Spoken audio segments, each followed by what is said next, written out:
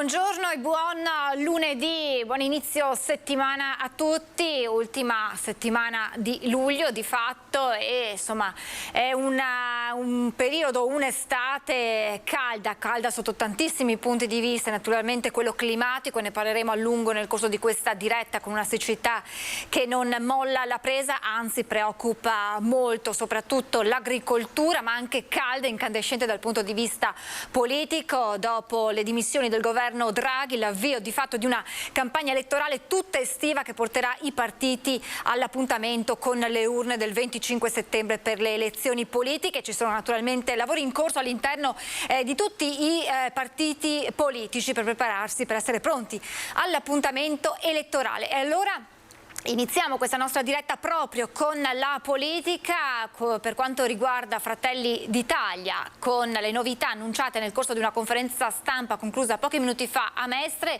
che riguarda il gruppo consigliari in comune a Venezia, ma molto probabilmente che guarda già alle politiche. Ce lo dirà la nostra Ilaria Marchiori, alla quale do il mio buongiorno a lei e ai suoi ospiti. Buongiorno anche a te Francesca, buongiorno ai nostri telespettatori. In realtà tu hai dato un'anticipazione, stiamo parlando di movimenti a livello comunale di città metropolitana, una decisione che è stata presa ancora prima del caos politico che poi ha investito il nostro paese, anche se ovviamente piano piano potrebbero poi delinearsi situazioni anche su altri fronti. Insieme a me lo vedete, abbiamo il senatore Luca De Carlo, coordinatore regionale in Veneto di Fratelli d'Italia, e poi il consigliere Enrico Gavagnin. Allora, innanzitutto, per quale motivo è stata indetta questa conferenza qui a Mestre, senatore, e benvenuto? Benvenuto, grazie. Insomma, per dare il benvenuto a Enrico Gavagnin, un consigliere comunale di Venezia che ha aderito a Fratelli d'Italia, e quindi per noi è un piacere. Fratelli d'Italia cresce su tutti i territori, siamo rappresentati oggi in tutti i consigli comunali, ma non solo, dei comuni capoluogo, e quindi per noi è una grandissima soddisfazione aver allargato il numero delle nostre presenze e quindi anche la nostra possibilità di incidere all'interno di questa ottima amministrazione guidata da Brugnaro. Ecco, quindi qui stiamo parlando ovviamente di mosse a livello comunale di città metropolitana. Ora parleremo anche con Gavagnin, mosse che però fanno ben sperare che si possa arrivare ad un allargamento poi ovviamente anche nei prossimi mesi, o comunque in vista delle elezioni, anche perché Fratelli d'Italia, soprattutto anche alle ultime amministrative, ha dato dimostrazione di avere fiducia da parte dell'elettore. Sì, stiamo crescendo anche nei sondaggi, ma a noi piace crescere nelle amministrazioni. Oggi però la sfida importante non solo nelle amministrazioni è quella a livello nazionale, quella delle politiche. Crediamo che anche il modello Venezia, come i tanti capoluoghi dove amministriamo, sia il modello vincente di centrodestra, e quindi cercheremo e avremo il dovere soprattutto di replicarlo anche a livello nazionale, perché quello schema è vincente e quello schema soprattutto è lo schema che i cittadini vogliono per avere un centrodestra finalmente di governo. Infatti ora parleremo anche delle prossime elezioni politiche che si svolgeranno il 25 settembre, ma prima volevo chiedere a Enrico Gavagnin, consigliere comunale della città metropolitana con delega alla sicurezza, una decisione importante che arriva. Sì, è vero, una decisione importante, ma che arriva dopo un itinerario di almeno 3 anni, insomma. Ci conosciamo bene col senatore Luca De Carlo, ci conosciamo bene con Raffaele Speranzon, con Maica Canton, insomma amici con i quali abbiamo condiviso molto negli ultimi anni, sia dentro che fuori il consiglio comunale, il consiglio metropolitano. Quindi, come dicevo prima, abbiamo ripercorso un po' quello che è stato questo itinerario, che personalmente non è stata una scelta a cuor leggero. Sicuramente si lascia una lista civica che, secondo un itinerario normale di scienza politica, si è trasformata in un movimento per poi trasformarsi in un partito.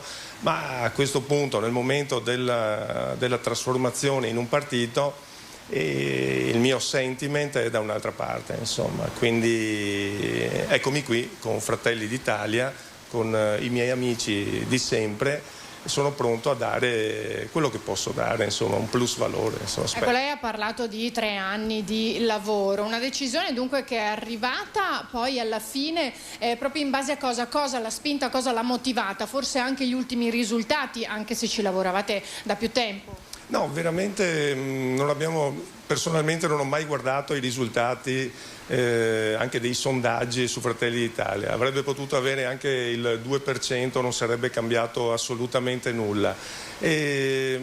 Semplicemente i valori sono questi, insomma. E come dicevo prima, almeno da 3 anni ne parlavamo a più riprese, insomma. Tutto qui. Ecco bene, una mossa che è arrivata e che è stata annunciata proprio adesso, anche in concomitanza con quanto accaduto, nonostante abbiate voluto comunque specificare che la scelta non sia ovviamente concomitante. Però una domanda comunque sorge spontanea: che cosa vi aspettate dal 25 settembre? Che cosa vi aspettate succederà nelle prossime settimane? Beh, nelle prossime settimane ci aspettiamo di riuscire a scrivere un programma assieme ai nostri alleati tutti di centrodestra, che sia un programma che dopo tanta confusione nel vederci un po' il governo, un po' l'opposizione, in qualche amministrazione assieme, in qualche amministrazione divisi, laddove siamo andati uniti abbiamo sempre vinto, e quindi è evidente che quello deve essere lo schema vincente. Dobbiamo scrivere un programma per riportare gli elettori a votare, perché c'è un momento di forte disillusione nei confronti della politica dopo quello che è successo anche la settimana scorsa al Senato con le dimissioni di Draghi. Noi siamo gli unici coerenti che hanno chiesto le dimissioni di Draghi dal primo giorno, cioè noi eravamo contro questo governo, non contro Draghi stesso, ma contro lo schema che proponeva questo governo, cioè una grande Macedonia con dentro tutti, escluso noi. Abbiamo sempre detto che quel tipo di governo non avrebbe potuto affrontare sfide così difficili proprio per non avere la capacità di sintesi tra le varie anime totalmente opposte come il PD e la Lega, e quindi chiedevamo per il bene di questa nazione di andare a votare subito, non guardando i nostri sondaggi. Noi crediamo che si possa e si debbano affrontare problemi difficili come quelli che affronteremo nel prossimo autunno solo con un governo coeso, e quindi avremo il dovere di dimostrare la nostra compattezza e di dimostrare che il centrodestra non è un cartello elettorale come qualcun altro dovrà fare per arginare la nostra vittoria, ma è una condivisione di tanti interessi, soprattutto quello nazionale. Ecco, ha parlato di coesione e di unità, c'è bisogno proprio nel centrodestra, perché anche alle ultime amministrative non ha certo dimostrato di essere coeso, tantomeno unito. Diciamo che nella maggior parte dei casi è stato coeso, unito ed ha vinto. Laddove siamo andati divisi, laddove non siamo riusciti a trovare la sintesi, e di questo la politica deve fare ammenda, abbiamo perso. Ecco, noi non vogliamo far rimettere alla nazione per i nostri giochini, per problemi interni, quando è evidente che la maggior parte dei cittadini, non solo a Venezia, non solo in Veneto e non solo in questa nazione, sono maggioritariamente di centrodestra. Ringrazio il senatore Luca De Carlo, ringrazio anche il consigliere Enrico Gavagnin. Se non ci sono altre domande restituisco la linea allo studio. Grazie Ilaria Marchiori, grazie a Sandro Ponchio e grazie agli ospiti per questi aggiornamenti sul fronte Fratelli d'Italia, ma sicuramente... A voi grazie. Grazie Ilaria, seguiremo nelle nostre dirette, nei nostri telegiornali, quelli che sono i lavori in corso all'interno dei partiti politici per l'appuntamento elettorale del 25 settembre. Adesso la cronaca, perché è stato ritrovato privo di vita il pescatore 21enne di Murano di cui si erano perse le tracce giovedì scorso. Ritrovato sabato sera dopo le 20 il corpo privo di vita di Nicola Marcato, il pescatore 21enne di Murano di cui si erano perse le tracce da giovedì mattina, giorno in cui si era assentato da casa con il suo barchino, con l'allarme scattato venerdì e dato dalla famiglia. Dopo 2 giorni di ricerche la sua barca grigia è stata ritrovata alla deriva alla Celestia a Venezia. Sul barchino i carabinieri hanno ritrovato unico dettaglio anomalo, tracce di sangue. Occorrerà ora attendere le risposte del laboratorio per stabilire se si tratta di materiale organico umano. A bordo ritrovate anche le canne da pesca con il telefonino. Nicola, lavoratore impiegato nello storico panificio di famiglia Murano, amante della pesca e della laguna, fin da piccolo, spesso nel tempo libero, quando non lavorava, si spostava verso Sant'Elena o ai bacini. Incidente ieri pomeriggio lungo la tangenziale di Mestre all'altezza della Castellana. Una 51enne di Mogliano nel Trevigiano a bordo della sua auto stava per entrare in città quando invece di continuare sulla sua corsia poco prima della cuspide dello spartitraffico ha invaso la corsia opposta sulla quale stava sopraggiungendo un motociclista 48enne di origine polacca residente a Martellago. È stato inevitabile l'impatto tra la vettura e il motociclista che è stato sbalzato ad una decina di metri di distanza, cadendo poi sull'asfalto. L'uomo è stato immediatamente soccorso dagli sanitari del SUEM e trasportato in gravi condizioni all'ospedale all'Angelo di Mestre, ma non sarebbe in pericolo di vita. E un altro incidente, un altro scontro frontale tra due auto, questa volta a Schio all'alba di oggi. Sono due le persone rimaste ferite. È di 2 feriti il bilancio dello scontro tra una Ford Fiesta e una Golf avvenuto poco dopo le 7 in via Maestri del Lavoro a Schio. Uno scontro frontale, quello tra i due veicoli, che ha coinvolto anche un terzo solo di striscio. Sul posto sono intervenuti i vigili del fuoco arrivati da Schio che hanno estratto il conducente della Fiesta rimasto incastrato nell'abitacolo. Dopo essere stato stabilizzato sul posto, il ferito è stato accompagnato all'ospedale di Schio. Ferito in modo più leggero anche il conducente della Golf. Indagini sono in corso da parte della polizia locale per definire l'esatta dinamica dell'incidente. E incidente questa mattina, giornata da bollino giallo sulle nostre strade e autostrade. Incidente intorno alle 8 lungo la A4 ha visto coinvolti in uno scontro due furgoni. Uno di questi portava un cestello elevatore, si è ribaltato occupando due corsie della carreggiata e questo fortunatamente sono rimasti illesi due conducenti, ma questo ha provocato pesanti ripercussioni sul traffico con lunghe code fino alla 57 tangenziale di Mestre e naturalmente l'incidente poi si è risolto fortunatamente dopo circa un'ora e le code si sono pian piano diradate. Adesso apriamo una parentesi, vi avevo annunciato in apertura i temi dei quali ci stiamo occupando, ho parlato di un'estate bollente per le temperature, questo sta aggravando il problema siccità, non piove ormai da mesi e anche le perturbazioni che c'erano state in primavera sono state talmente poche da non consentire una stagione estiva tranquilla, soprattutto per quanto riguarda l'agricoltura, fiumi, livelli dei fiumi sempre più bassi, canali in secca. A proposito, più tardi andremo anche a vedere la situazione a Padova e allora parliamo di siccità, parliamo della situazione dell'agricoltura e lo facciamo insieme al direttore della CIA Veneto, Maurizio Antonini. Buongiorno direttore, ben ritrovato. Buongiorno a lei e buongiorno ai nostri telespettatori. Allora facciamo un po' il punto, direttore, parliamo di un'agricoltura in forte difficoltà con colture a rischio, raccolti che in alcuni casi sono da buttare. Da buttare non ancora, di grosse difficoltà sicuramente.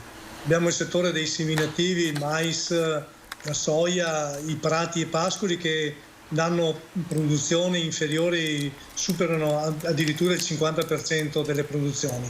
Poi andiamo sulle colture più specializzate, quelle dell'orticole, abbiamo carenze dal 20 al 30%. Oggi anche il settore vitivinicolo, se non ci saranno delle piogge le prossime settimane, subirà comunque delle perdite dal 10 al 20% e comunque un'anticipazione da 10 a 15 giorni della vendemmia. Quindi su una situazione di grande difficoltà del settore agricolo, perché ricordiamo sempre che le produzioni primarie del settore del Veneto servono anche per le aziende importanti, le aziende zootecniche, e quindi il mais, i prati, i foraggi servono esclusivamente anche per queste nostre aziende, e quindi il settore zootecnico, comparto zootecnico, che è uno dei primi comparti a livello nazionale, sta subendo anche per la siccità un grosso problema economico e di redditività.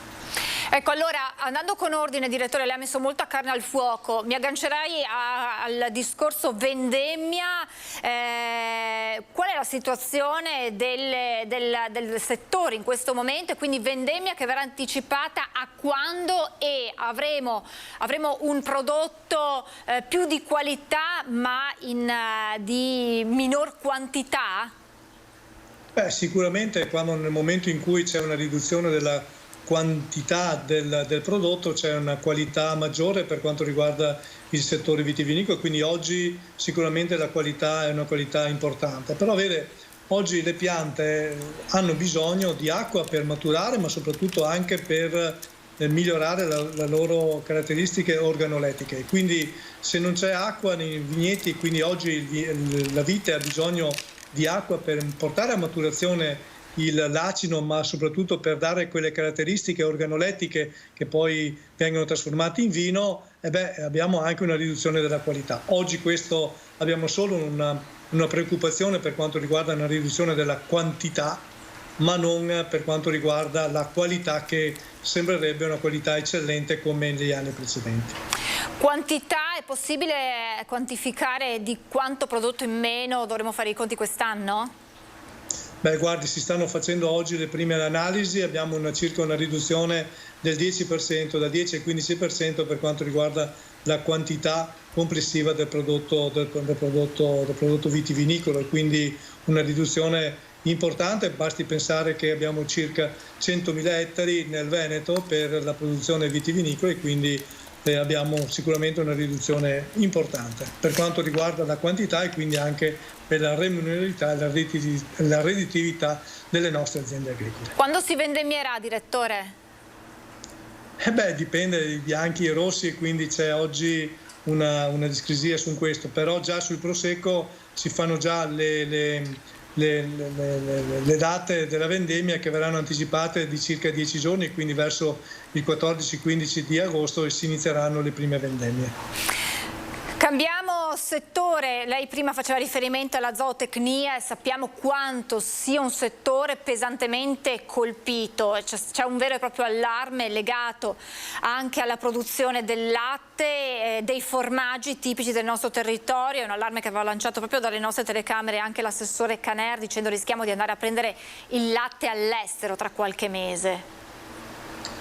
Lo stiamo già prendendo all'estero purtroppo, nel senso che abbiamo una riduzione per quanto riguarda la produzione del latte dall'estero, e anche in Italia anche la siccità va a incidere anche sul benessere degli animali. Oggi si stima circa un 20% in meno, la produzione in meno di una stalla normalmente per quanto riguarda queste calurie, e i nostri animali, le nostre mucche vanno in difficoltà per quanto riguarda la produzione.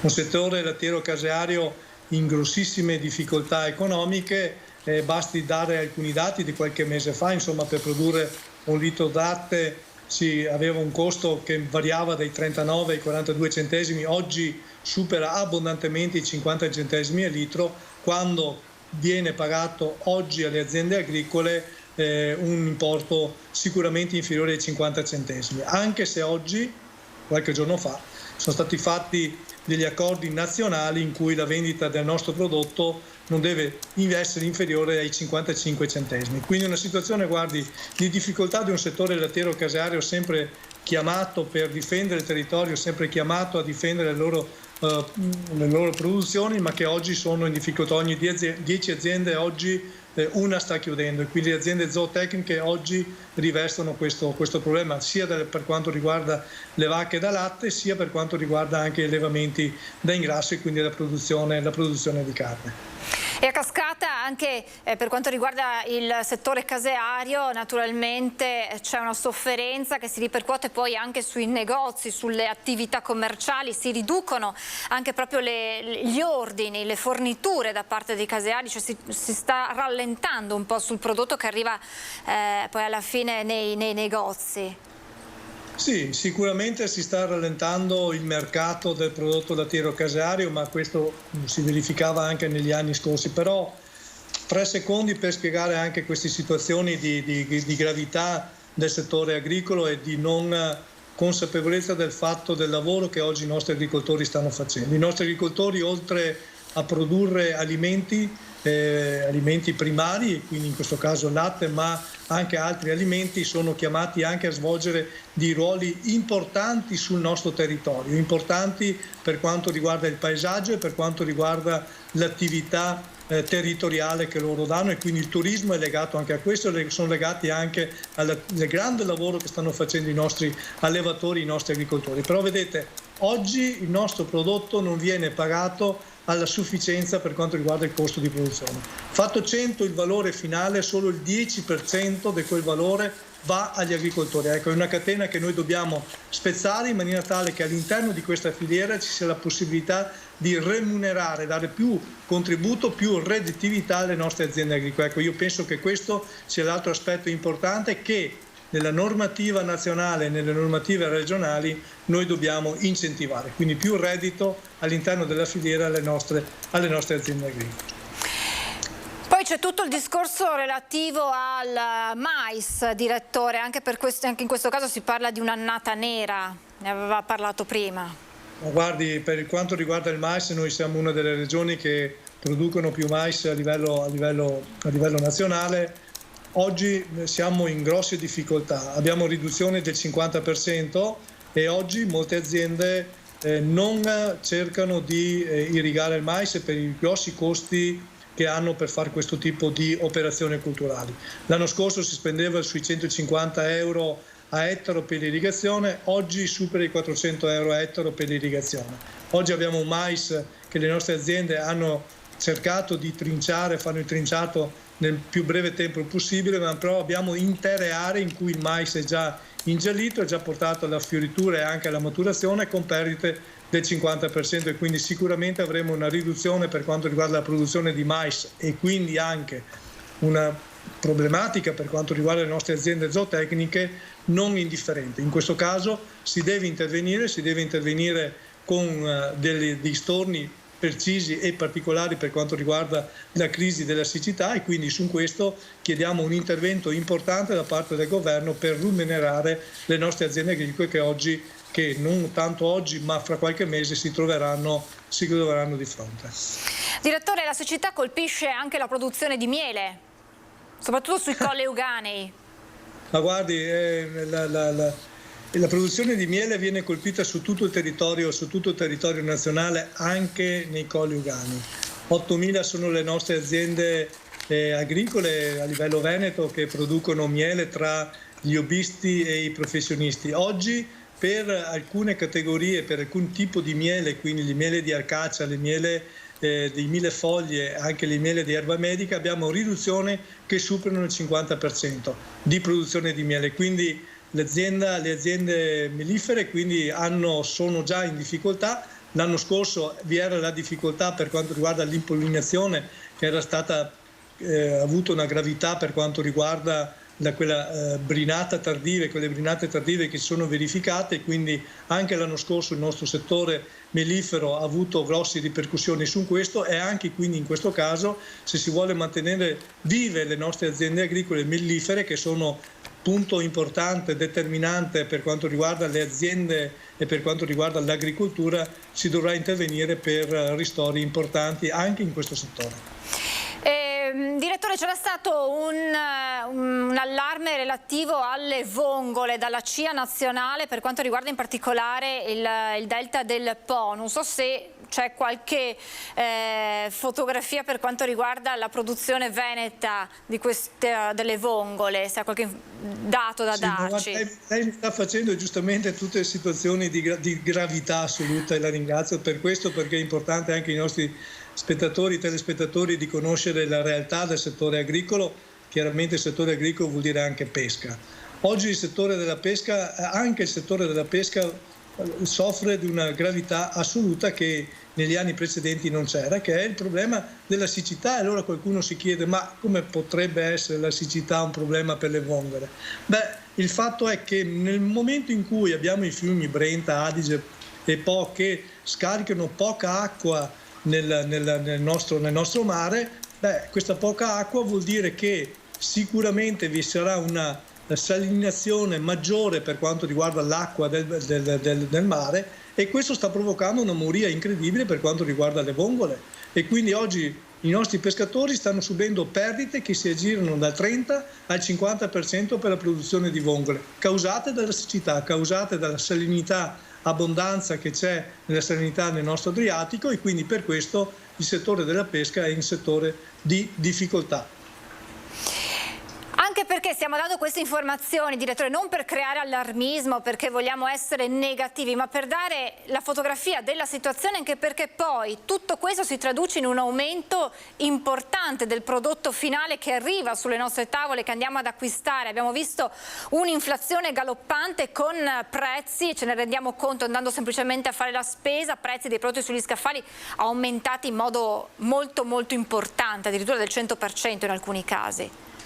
Sì, guardi, in alcuni casi sono aumentati del 100%, ma anche se aumentano del 70-80% sono comunque aumenti importanti per le tasche dei nostri consumatori.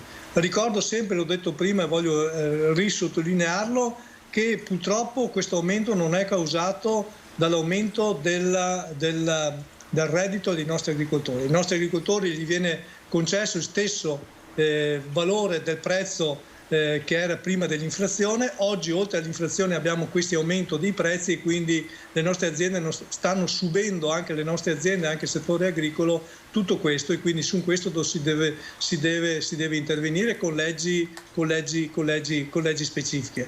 Ecco, su questo dobbiamo valorizzare però la produzione, e quindi consigliamo sempre e raccomandiamo sempre ai nostri consumatori di andare al supermercato e di valorizzare la nostra filiera, valorizzare i prodotti nostri del Veneto e dell'Italia soprattutto, ma soprattutto il nostro Veneto, che sono prodotti di grande qualità e di grande salubrità.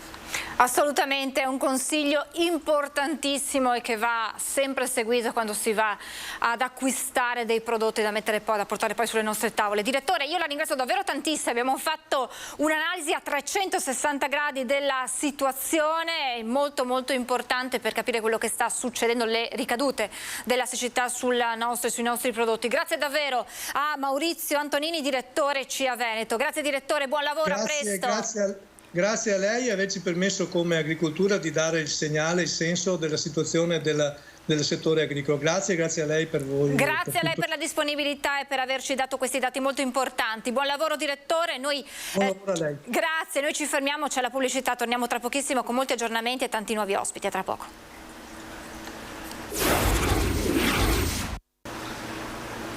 Rieccoci in diretta e torniamo alla cronaca con l'incendio in una stalla nel Vicentino, a Barbarano per l'esattezza. I vigili del fuoco riescono a mettere in salvo gli animali.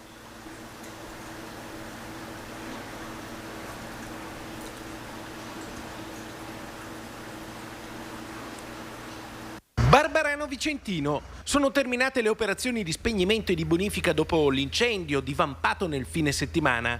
L'allarme è partito da un'azienda agricola in via Rampezzana, dove una stalla è andata a fuoco. Fiamme, fumo alto, i pompieri sono accorsi in forze da Lonigo, da Vicenza e da Este con i volontari di Tiene, con 3 autopompe, 2 autobotti e 19 vigili del fuoco. Tutti gli animali sono stati fatti uscire dalla stalla, alcuni purtroppo sono rimasti feriti. Una persona dell'azienda agricola nelle prime fasi dell'incendio ha respirato del fumo ed è stato necessario l'intervento del personale sanitario del SUEM 118. Sul posto anche il servizio veterinario dell'ULSS. In corso le operazioni di bonifica del luogo. Ai vigili del fuoco spetta ora di determinare le cause dell'incendio. E allora abbiamo parlato di siccità che sta caratterizzando questa infuocata estate 2022, ma si guarda già al prossimo autunno, inverno. A preoccupare è la possibile carenza di gas. Si sta lavorando a livello europeo per far fronte ad un taglio delle forniture che probabilmente potrebbe arrivare in modo completo, totale dalla Russia, e si cercano alternative. Il presidente Draghi prima delle dimissioni aveva fatto dei viaggi all'estero proprio per firmare accordi per delle forniture alternative, ma c'è chi corre ai ripari con delle altre fonti di calore, come acquistando quindi stufe, caminetti, e naturalmente c'è una corsa alla legna da ardere. Do il mio buongiorno a Mario Simeonato, titolare dell'omonima azienda agricola che proprio commercia, vende legna da ardere, non solo. Buongiorno Simeonato, grazie per essere con noi. Buongiorno, buongiorno. Allora, avete riscontrato anche voi, immagino, un aumento importante delle vendite di legna da ardere? Sì, in questi tempi, specialmente da fine aprile-maggio, si è aumentata in maniera propositata rispetto agli anni scorsi la richiesta di legna e pellet praticamente. Questo ha causato un problema per noi perché non riusciamo ad avere l'approvvigionamento per tutte le richieste che abbiamo in essere in questo momento. E il fatto è che hanno chiuso proprio un mese fa dalle importazioni dalla Bosnia, dove si approvvigionava il 60-70% della merce. In Bosnia, Serbia e anche Ungheria hanno chiuso le esportazioni. Questo ci ha messi un po'... siamo rimasti praticamente senza materiale praticamente. Quindi in questo momento c'è anche una carenza, proprio a fronte della domanda in aumento, c'è una carenza della materia prima, del legno, della legna da ardere? Manca proprio il materiale, manca proprio la materia prima, perché adesso l'unica fonte di approvvigionamento è la Croazia, che ogni giorno stanno approfittando di questa situazione, aumentano i prezzi non più di settimana in settimana ma di giorno in giorno. E sono gli unici che riescono a esportare e avere un po' di materiale disponibile, però non riescono a soddisfare tutte le richieste per il momento. Si spera che adesso a settembre, quando riapre la Bosnia, di riuscire dopo a accontentare un po' le richieste pregresse che c'erano, ma per il momento siamo abbastanza in crisi per il momento, finché non riapre la Bosnia come fonte di approvvigionamento. Quindi fate fatica a dare una risposta a chi vi chiede questo prodotto in questo momento? Manca proprio materiale, anche sul pellet manca oltre il 50% delle richieste, manca proprio materiale fisico proprio. Ma rispetto agli anni scorsi, signor Simeonato, di quanto sono aumentate le richieste di legna da ardere, se avete più o meno quantificato la percentuale di incremento di vendite? Ma percentuale, se riesce... 20-30% è aumentato, forse anche di più, è aumentata la domanda, perché hanno venduto stufe sia a legna che a pellet, sono aumentate le vendite di stufe per il caro gas che c'era, però adesso siamo rimasti senza materia prima praticamente, siamo rimasti. E i prezzi di quanto sono aumentati? Lei diceva che aumentano non di settimana in settimana per quanto riguarda la Croazia, ma di giorno in giorno. E di che aumenti parliamo? Di prezzi che poi naturalmente riguardano voi, ma poi riguardano anche il consumatore finale, l'acquirente, il cliente. Sì, sulla legna rispetto all'anno scorso è più che raddoppiata la legna. Il pellet è più che raddoppiato, sta quasi triplicando il costo rispetto all'anno scorso. C'è il costo del sacchetto da 15 kg. Dai 4 euro che si vendeva l'anno scorso ormai si sta orientando verso i 12-13 euro ormai. E c'è c'è il rischio, signor Simeonato, che poi alla fine, mancando la legna da ardere, quella che insomma ha atta questa funzione, ci si rivolga ad altre tipologie di legna non adatta ad essere inserita nei caminetti, eccetera, e che questo produca poi un aumento anche dell'inquinamento, cioè si bruci un po' quello che capita e questo poi in inverno farà schizzare i livelli di inquinamento dell'aria. Perché proviamo a spiegare un po': la legna che viene venduta per questo uso è una legna controllata e ha delle potenzialità di inquinamento? No, beh, quella che arriva sia da Croazia che da Bosnia è tutta legna certificata comunque dalle forestali, è tutta legna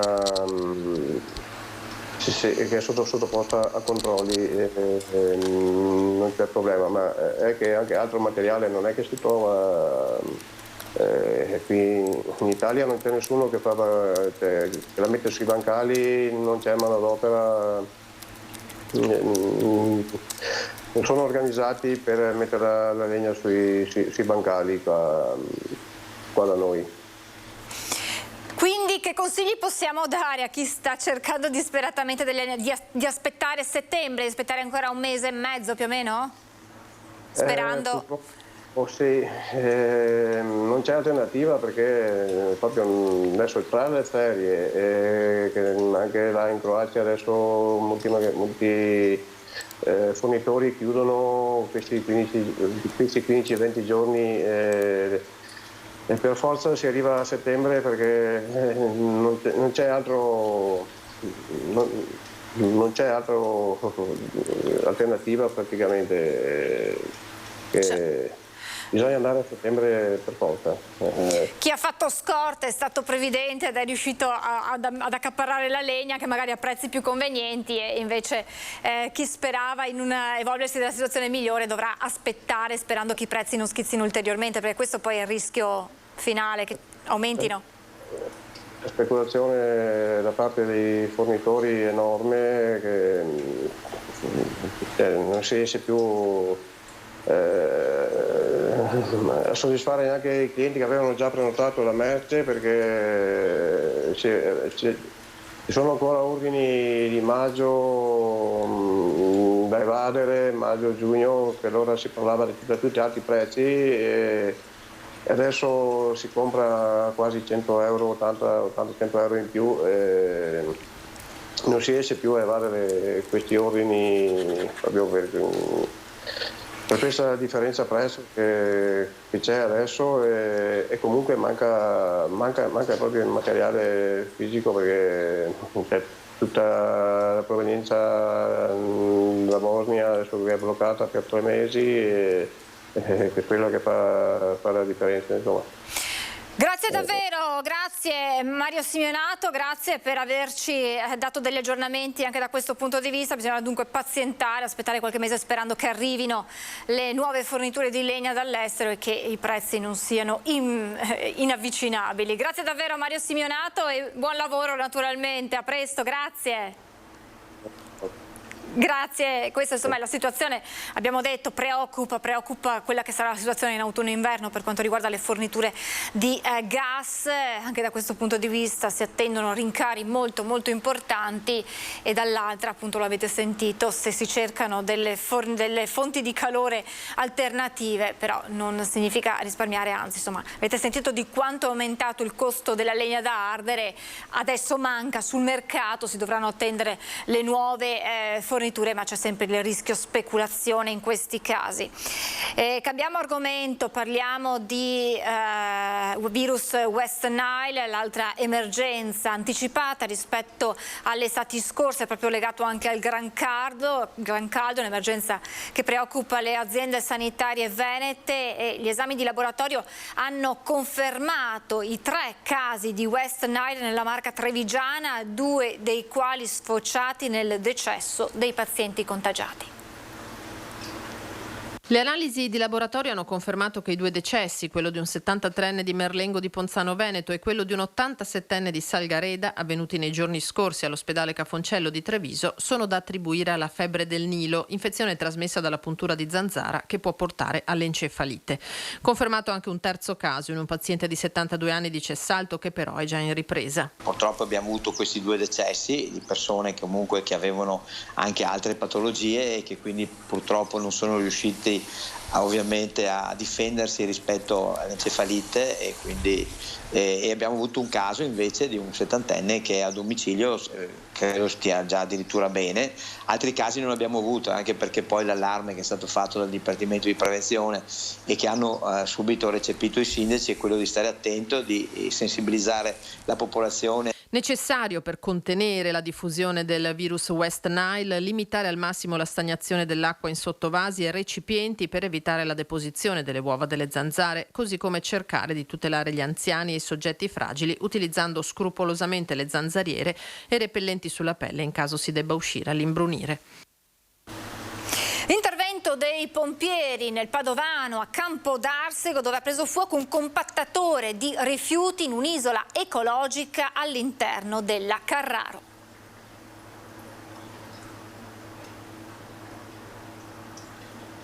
Incendio nella notte tra sabato e domenica all'interno di un'isola ecologica dell'azienda Carraro in via Olmo a Campodarsego. I vigili del fuoco, accorsi dalla sede centrale di Padova con 2 mezzi e 7 pompieri, hanno lavorato ore per spegnere il rogo divampato all'interno di un autocompattatore. Le cause dell'incendio sono al vaglio delle squadre intervenute sul posto. Non sono stati riscontrati danni strutturali agli altri edifici dell'azienda.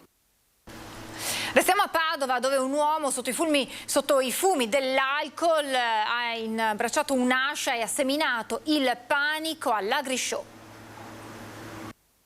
Attimi di paura all'Agrishow, l'evento dedicato agli appassionati di trattore che si è svolto davanti allo Stadio Uganeo nel fine settimana. A pochi minuti dalla chiusura, un 50enne straniero che vive nelle vicinanze è uscito di casa brandendo un'ascia e si è recato all'ingresso della manifestazione. L'uomo, in evidente stato di ebbrezza alcolica, ha cominciato ad insultare un addetto all'accoglienza, tanto che è stato necessario l'intervento dei carabinieri che lo hanno calmato. Ora lo straniero rischia la denuncia. Momenti di tensione sabato sera durante la sfilata per il Gay Pride a Treviso. Alcune donne sono salite sulla scalinata del Duomo della città per poi scoprirsi il seno davanti a tutti. Un'azione che per molti, oltre ad essere un reato, è un gesto di cattivo gusto e soprattutto uno sfregio nei confronti di chi crede. Mi sentirò con i vertici della questura di intervenire per sanzionare queste persone che tra l'altro sono sempre le solite persone note. Inevitabili risvolti giudiziari per quelle donne che ieri sera hanno utilizzato la scalinata del Duomo per mostrarsi a seno nudo. Un gesto evidentemente provocatorio nel corso del Gay Pride che però sta indignando gran parte dei trevigiani. Va bene manifestare, dicono in molti, ma scoprire il seno in quella che è un'area sacra è un vero e proprio sfregio ai credenti, oltre che un reato, quello di atti osceni in luogo pubblico. Ecco perché da ieri sera tutti stanno puntando il dito sul sindaco e sulla sua presunta permissività. La gente mi ferma dicendo ma perché ha autorizzato questa manifestazione? Ecco, il sindaco non autorizza e non vieta queste manifestazioni perché non è una sua competenza. Il sindaco può decidere se patrocinare o meno e in questo caso ovviamente non abbiamo patrocinato.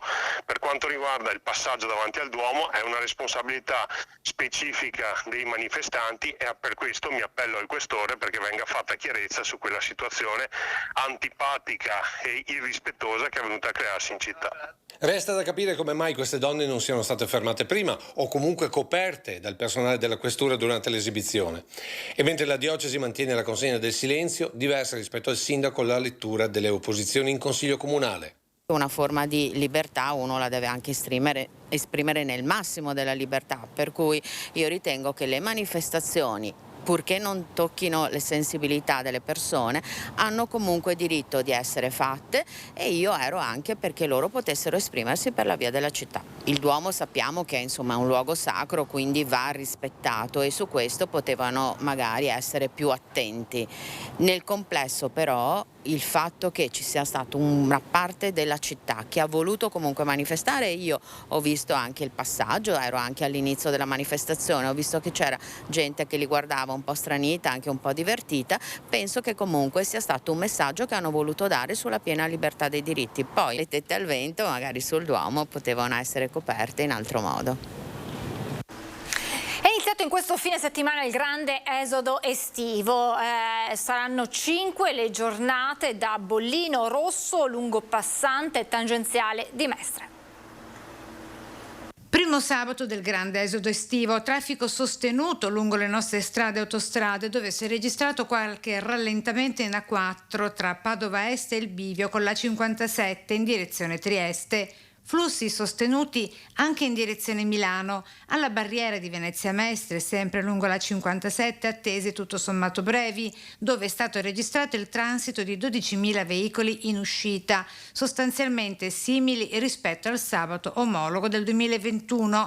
E con la prima settimana di agosto CAV, concessionario del tratto autostradale, prevede 4 weekend di traffico intenso lungo il passante e la tangenziale di Mestre. In particolare saranno venerdì 5, sabato 6 e 20 e domenica 21 e 28 agosto le giornate da bollino rosso della stagione estiva. Quindi ripresa del traffico e riprende proprio in questi weekend che sono poi quelli caldi, tradizionalmente considerati di esodo, anche il nostro impegno che naturalmente non viene mai meno, ma in questo caso viene addirittura potenziato. Abbiamo una serie di potenziamenti di uomini, di mezzi che stanno direttamente sulla strada, pronti ad intervenire in qualsiasi situazione di emergenza, per effettuare qualche deviazione, per segnalare una coda, per portare dell'acqua nel caso in cui ci sia necessità.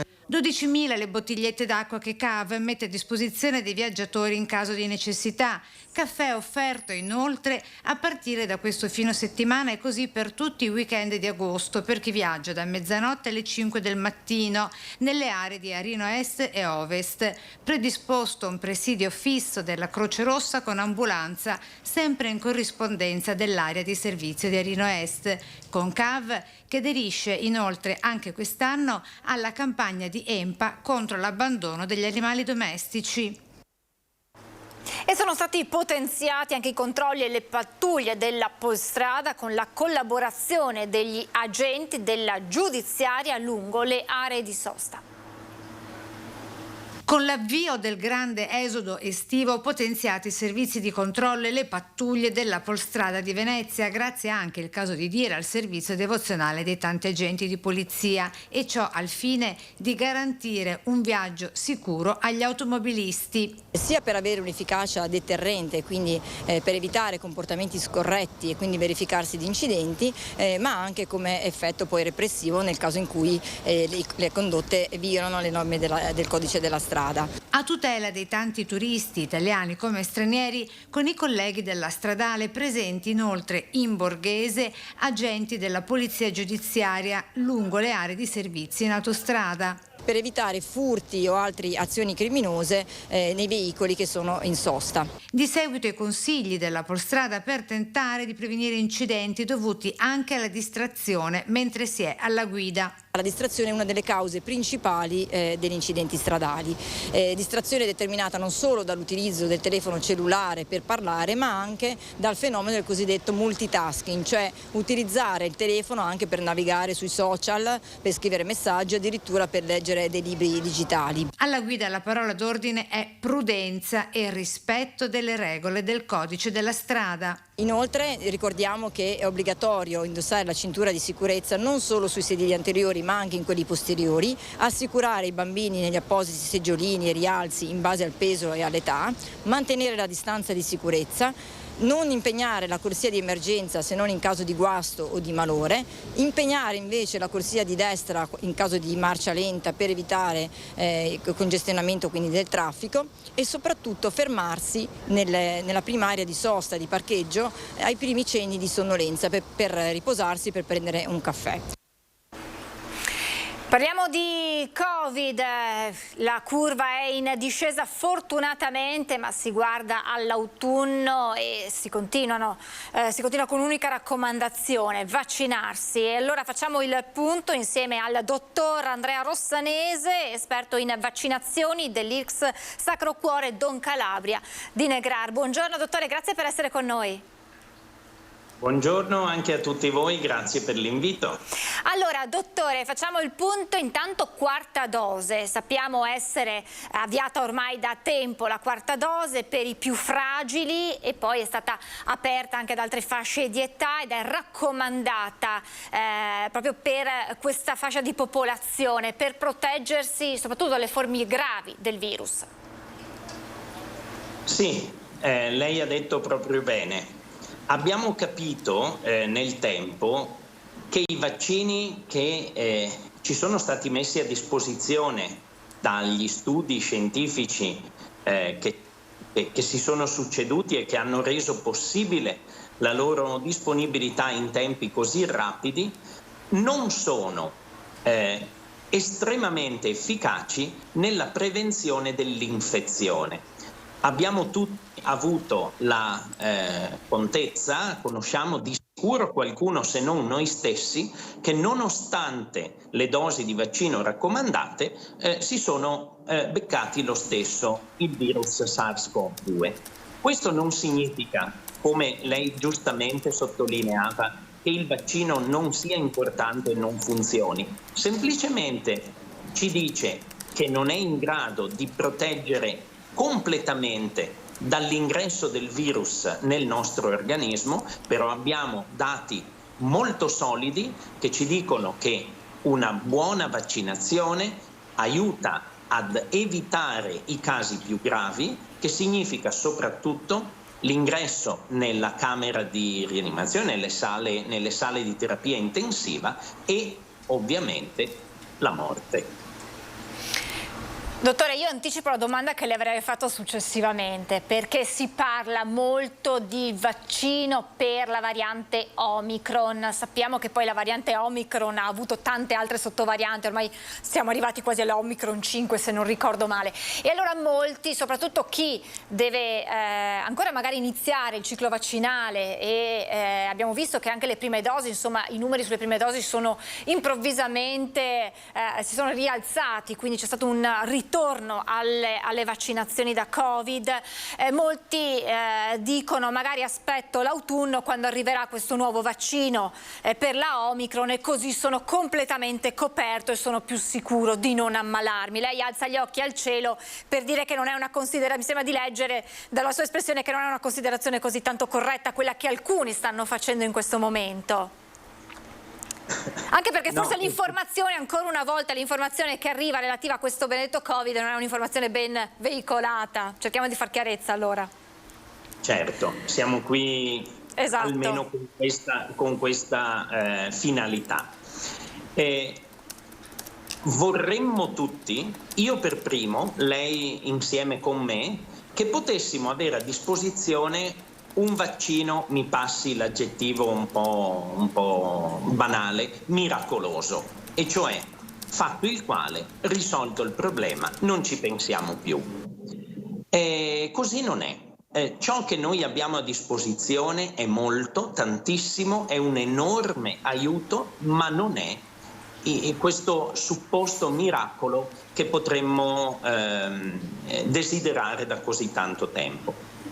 Veda, i vaccini che noi abbiamo utilizzato e che stiamo utilizzando fino a questo momento sono stati tutti costruiti sulla cosiddetta prima variante, che non era nemmeno una variante, sul ceppo originario Wuhan, quello che aveva dato il via a tutto il problema della pandemia.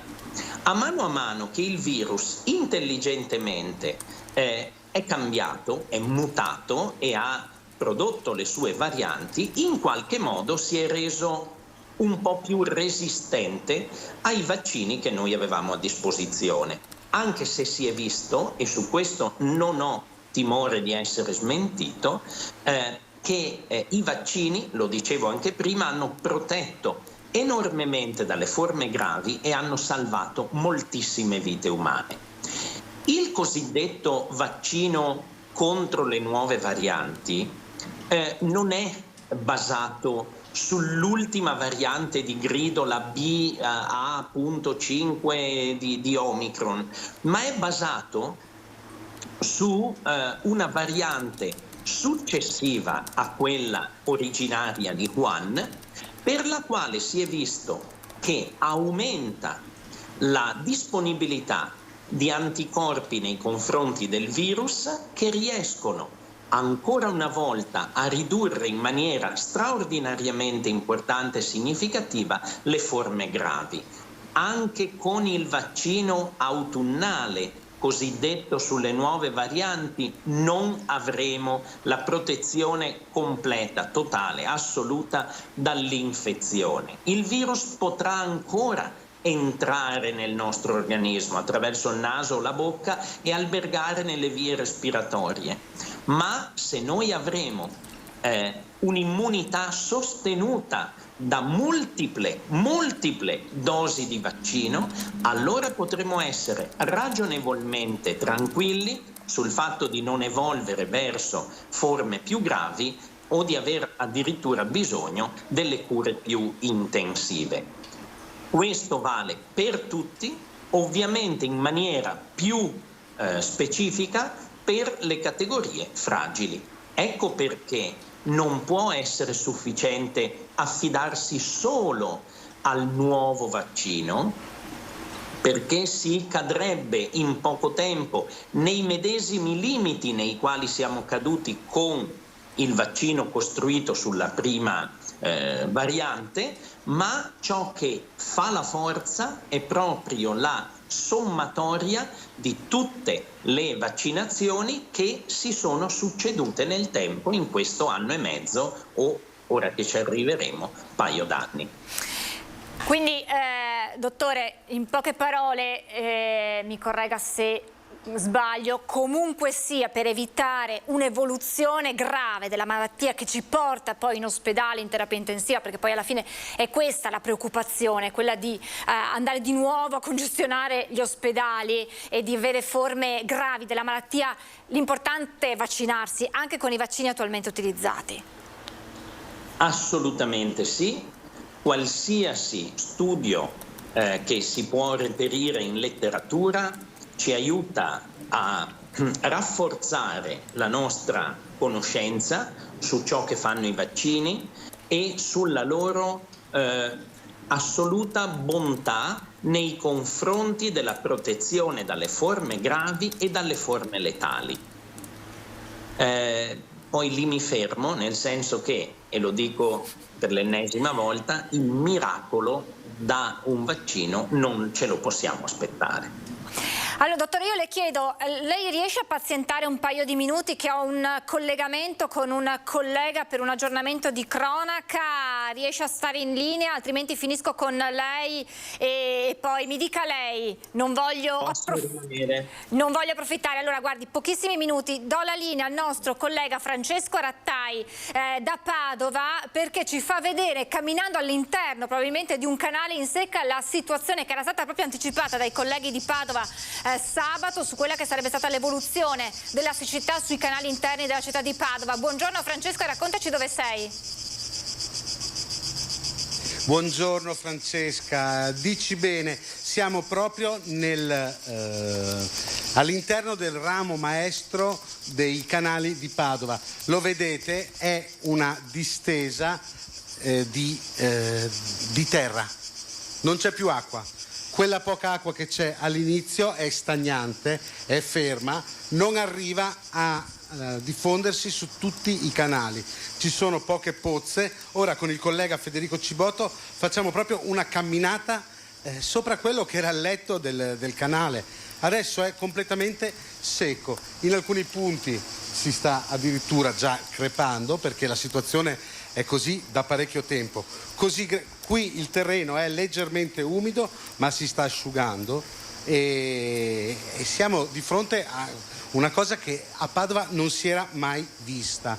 In molti anni non era mai successo che i canali interni della rete padovana si asciugassero in questa maniera. Abbiamo chiesto anche a un professore dell'Università di Padova che abbiamo consultato quali sono le prospettive per il prossimo futuro e se c'è una soluzione, se si può fare qualcosa. Io lancerei il servizio, dopo se volete vi mostriamo un'ulteriore cosa. Il servizio intanto.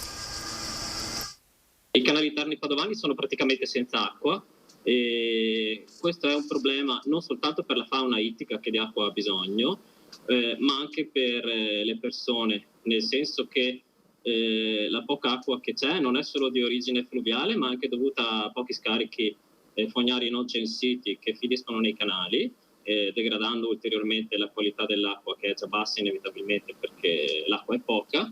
La situazione dei canali interni padovani è tragica, come mai è stato nella sua storia.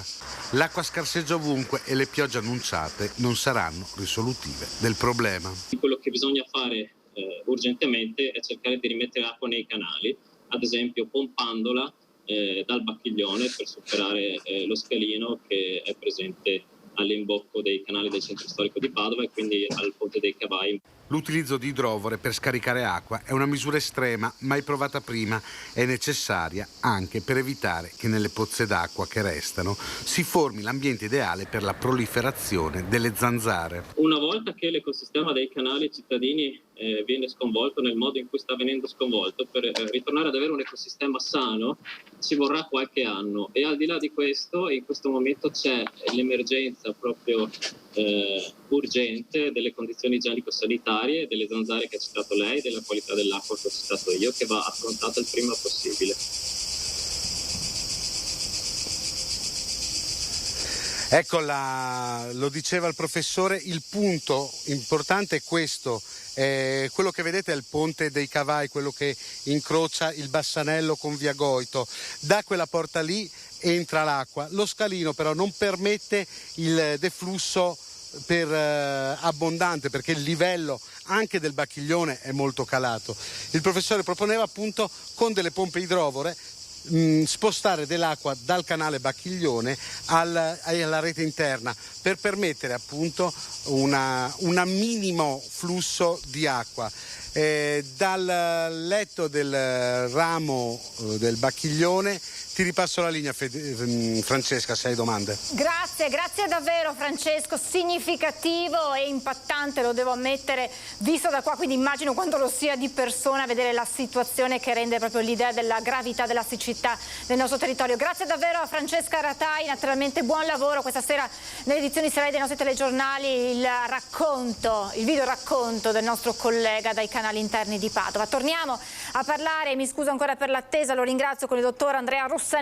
Nel frattempo, dottore, arrivano anche le domande dai nostri telespettatori, in particolar modo credo sia molto importante, cioè chi ci chiede, una telespettatrice dice io adesso mi faccio la quarta dose, dovrò fare anche la dose di vaccino nuovo, quella aggiornata Omicron, e se sì, la farò tra 6 mesi, la farò appena sarà pronto, cioè come dovrò comportarmi se decido di fare adesso la quarta dose di vecchio vaccino?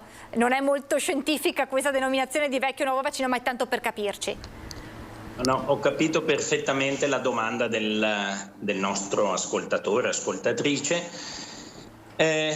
La risposta ufficiale non la conosco nemmeno io, perché non avendo a disposizione quello che adesso potremmo chiamare il nuovo vaccino, il vaccino autunnale, non so quali siano le condizioni sotto le quali ne sia regolamentata la distribuzione. A buon senso e raccogliendo l'eredità dei vaccini fatti finora, quello che è sempre accaduto è che scaduti i 120 giorni, quindi circa 4 mesi dalla somministrazione di una dose precedente, si può procedere alla somministrazione di una dose successiva. Se uno fa due conti, ricevendo la sua dose di vaccino ora, cascherebbe che la dose di vaccino successiva sarà tra novembre e dicembre, e cioè in concomitanza con quella che è la stagione vaccinale anti-influenzale di ogni anno. C'è la possibilità che i 2 vaccini, anti-influenzale 2022-2023 e, chiamiamolo così, nuovo anti-Covid-19 aggiornato, possano essere somministrati insieme. Ecco che allora si prendono i classici 2 piccioni con una fava. Chiarissimo. Dottore, al momento è consigliato per i pazienti fragili, stiamo parlando di 4ª dose, consigliato da EMA anche per gli over 60, si arriverà anche ad estenderlo al resto della popolazione come è accaduto per le precedenti dosi? È possibile, la decisione verrà presa nelle sedi più opportune. Ovviamente ci rifaremo sempre a ciò che il nostro Istituto Superiore di Sanità ci raccomanderà, come è sempre stato fatto in tutti questi mesi dall'inizio della primissima campagna vaccinale. Anche perché probabilmente si guarderà all'andamento in autunno, se riprenderà in modo pesante, poi anche traducendosi non solo in contagi ma anche in ricoveri nella stagione autunnale, che è quella che davvero preoccupa. Ma che cosa, allora, siamo in un periodo di convivenza, abbiamo questo strumento importante che sono i vaccini, che ci hanno insomma permesso di affrontare senza romperci troppo le ossa queste varie ondate di Covid, tutte le varie varianti. Ma che cosa accadrà? Molti parlavano di un vaccino annuale, un po' simile a quello antinfluenzale, ma contro il Covid, che dovremmo fare.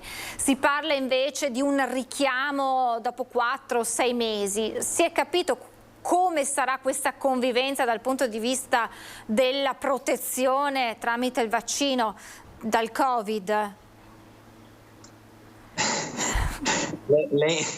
Lei mi sta chiedendo... Io sto dando voce a quello che sono immagini e pensieri da casa, dottor Rossanese.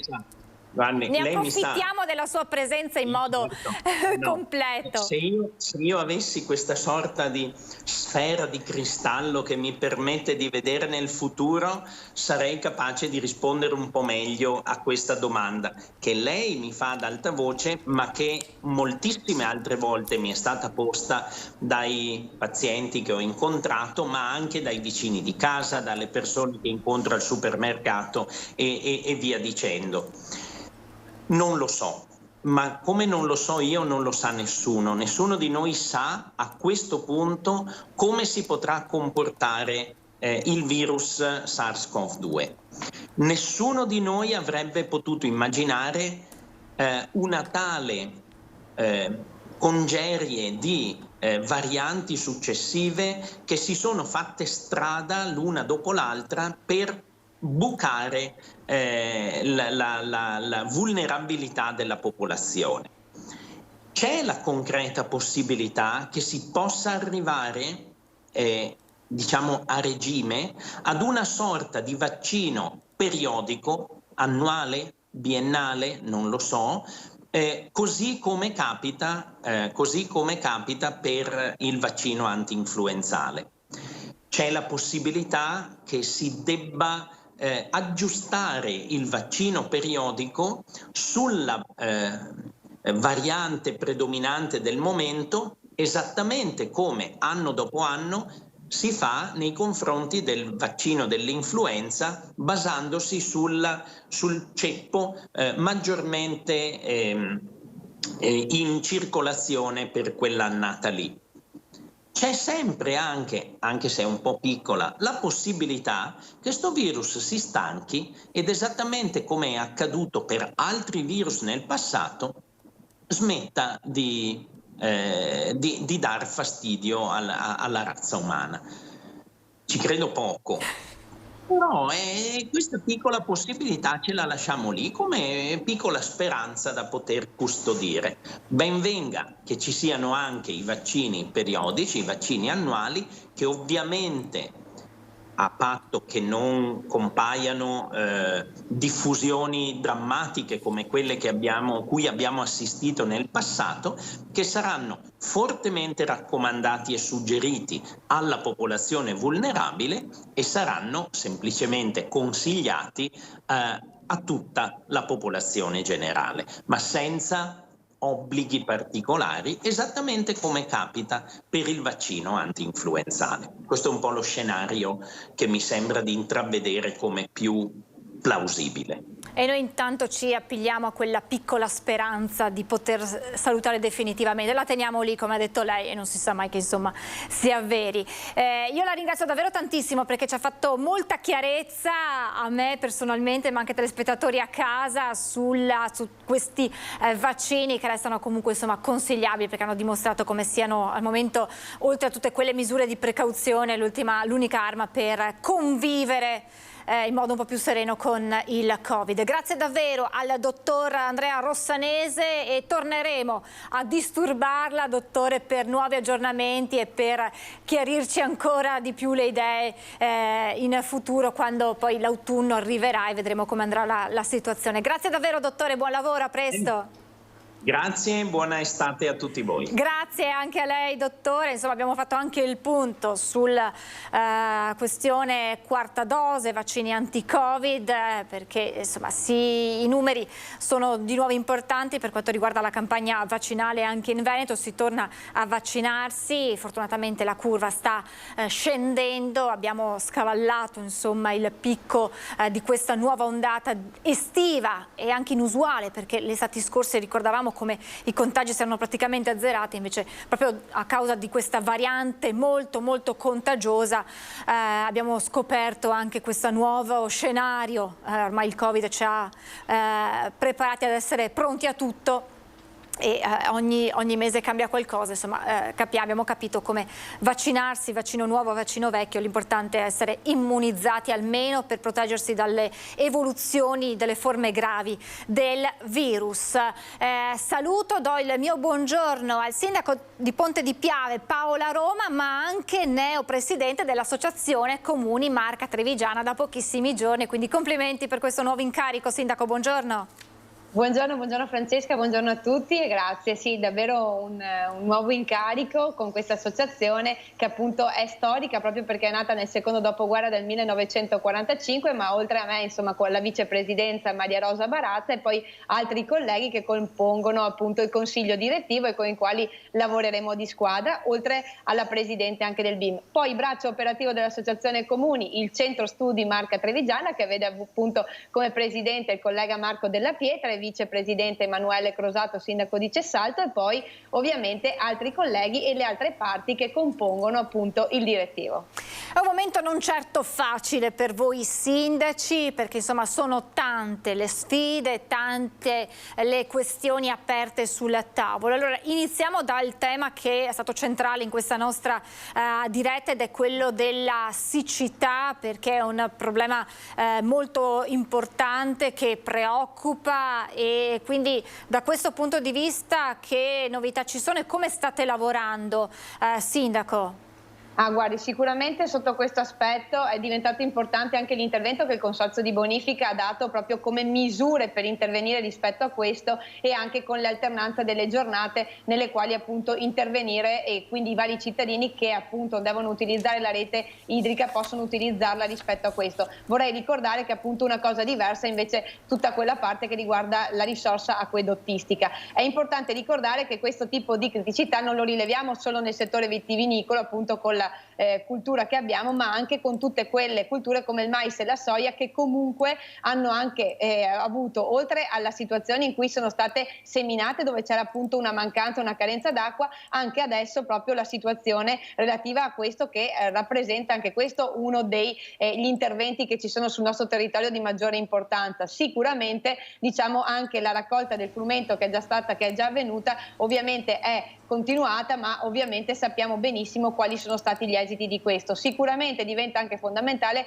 l'utilizzo della risorsa proprio per quell'ordinanza che la Regione del Veneto ha fatto e che sostanzialmente nell'ultima appunto revisione invita anche rispetto a questo i comuni a verificare rispetto alle risorse attive sul territorio. Oltre a questo chiaramente abbiamo dall'altra parte invece tutta quella che è, lo vediamo anche noi dal Piave, la situazione appunto della carenza d'acqua e quindi della criticità che abbiamo rispetto a questo. Quindi insomma una situazione davvero preoccupante che ovviamente ci fa anche verificare le situazioni che abbiamo sui territori proprio per tutti poi gli scenari che si possono avvicendare rispetto a questo tipo di intervento. Sindaco, siccità, carenza d'acqua che potrebbe tradursi anche in una razionalizzazione dell'acqua potabile. Oggi a Vittorio Veneto, e poi tra l'altro lo annuncio già ai nostri telespettatori di Valdobbiadene, avremo proprio il sindaco che ci aggiornerà sulla situazione. C'è stata una scarsità o completa mancanza di acqua potabile per quanto riguarda alcune zone del comune di Valdobbiadene. Si potrebbe arrivare a questo, visto che anche le previsioni ci parlano già domani di una perturbazione, però insomma, vista l'assenza di pioggia per così tanti mesi, sarà dura far fronte alla siccità con una sola giornata di pioggia. Sì, sicuramente la situazione di allerta e di allarme è abbastanza importante. Abbiamo preso anche noi alcune decisioni rispetto a questo, ma che poi ricalcano quella che è l'ordinanza regionale, perché oltretutto altre misure e altre attività si è ritenuto appunto anche come nel nostro comune di non farle, esistendo già un'ordinanza che va ad imputare questo.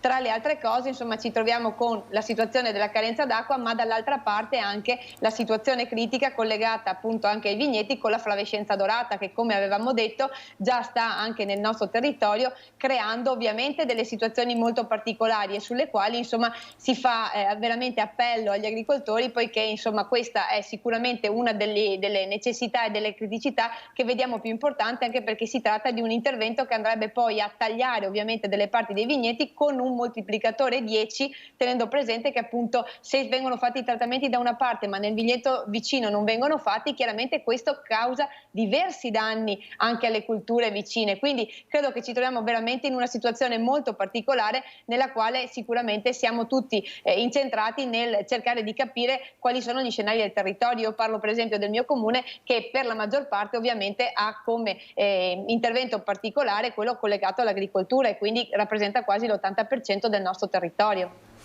Come se non bastasse questo, la siccità ha anche un po' anticipato di qualche settimana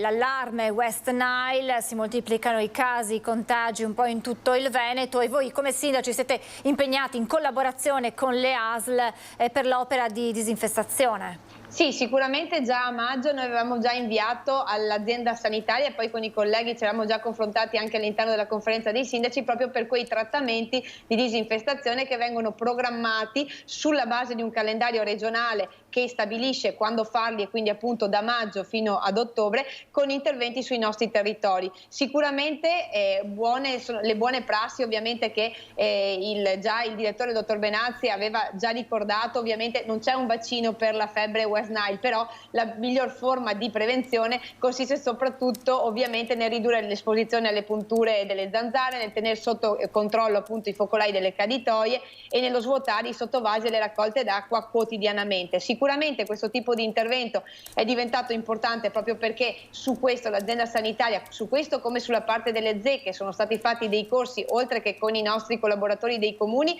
ma anche direttamente proprio con i sindaci nello spiegare appunto questo tipo di interventi. Diventa fondamentale perché appunto è un'attività preventiva, poiché fare questo tipo di interventi previene, ovviamente è un fatto di prevenzione anche della salute. Lo possiamo cogliere ovviamente adesso in cui siamo maggiormente appunto interessati da questa situazione anche di siccità, ma sicuramente diventa fondamentale ricordare questa attività importante che i comuni, ripeto, sulla base di un calendario regionale vanno a svolgere annualmente su tutti i nostri territori e prevedono ovviamente degli interventi ben chiariti chiariti anche sul tipo di coformulante da utilizzare, il piretroide piuttosto che altri tipi di interventi che vengono effettuati all'interno delle caditoie. Ricordo che vengono svolti anche all'interno delle scuole, dove ovviamente dobbiamo in questa situazione lo facciamo in assenza degli alunni o magari quando i centri estivi sono chiusi e quindi si riesce ad intervenire, ma voglio dire nel periodo di maggio-giugno sicuramente vengono comunque svolti e diventa questa attività di prevenzione ovviamente di monitoraggio e della lotta ai vettori. Ricordiamo anche che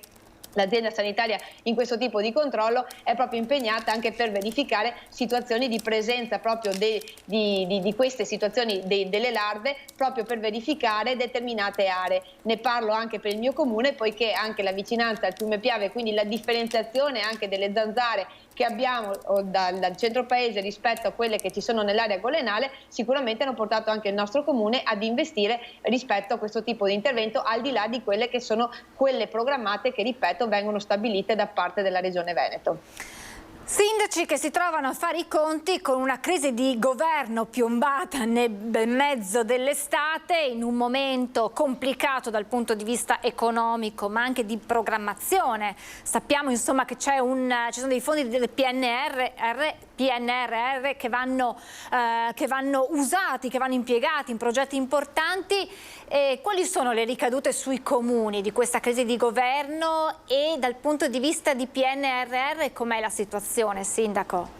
Guarda, rispetto a questo, io lo dicevo anche già gli altri giorni, insomma il senso di responsabilità di ognuno di noi porta che nel momento in cui una persona prende una decisione con responsabilità deve portarla avanti rispetto a quelle che sono le ricadute sul territorio. Non nascondo che necessariamente diventa importante anche per noi, perché se calcoliamo che il 15 di settembre si va al voto, dobbiamo anche calcolare tutte le tempistiche nel permettere anche l'insediamento dei seggi delle commissioni elettorali, quindi sarà sicuramente un agosto di fuoco per tutti i nostri uffici elettorali e demografici, proprio perché sarà da lavorare anche sulla disponibilità delle persone, che ripeto non essere stata semplice anche nell'ultimo intervento del referendum, proprio perché ci siamo appellati molto alla disponibilità degli scrutatori e anche dei presidenti, proprio perché c'era questa carenza. Rispetto al PNRR sicuramente è una sfida molto importante sulla quale abbiamo lavorato con i nostri uffici e tutti i comuni insieme, e parlo anche per la missione del sociale, ma davvero in una situazione in cui abbiamo avuto dei tempi ristrettissimi e ci siamo anche confrontati con la Regione.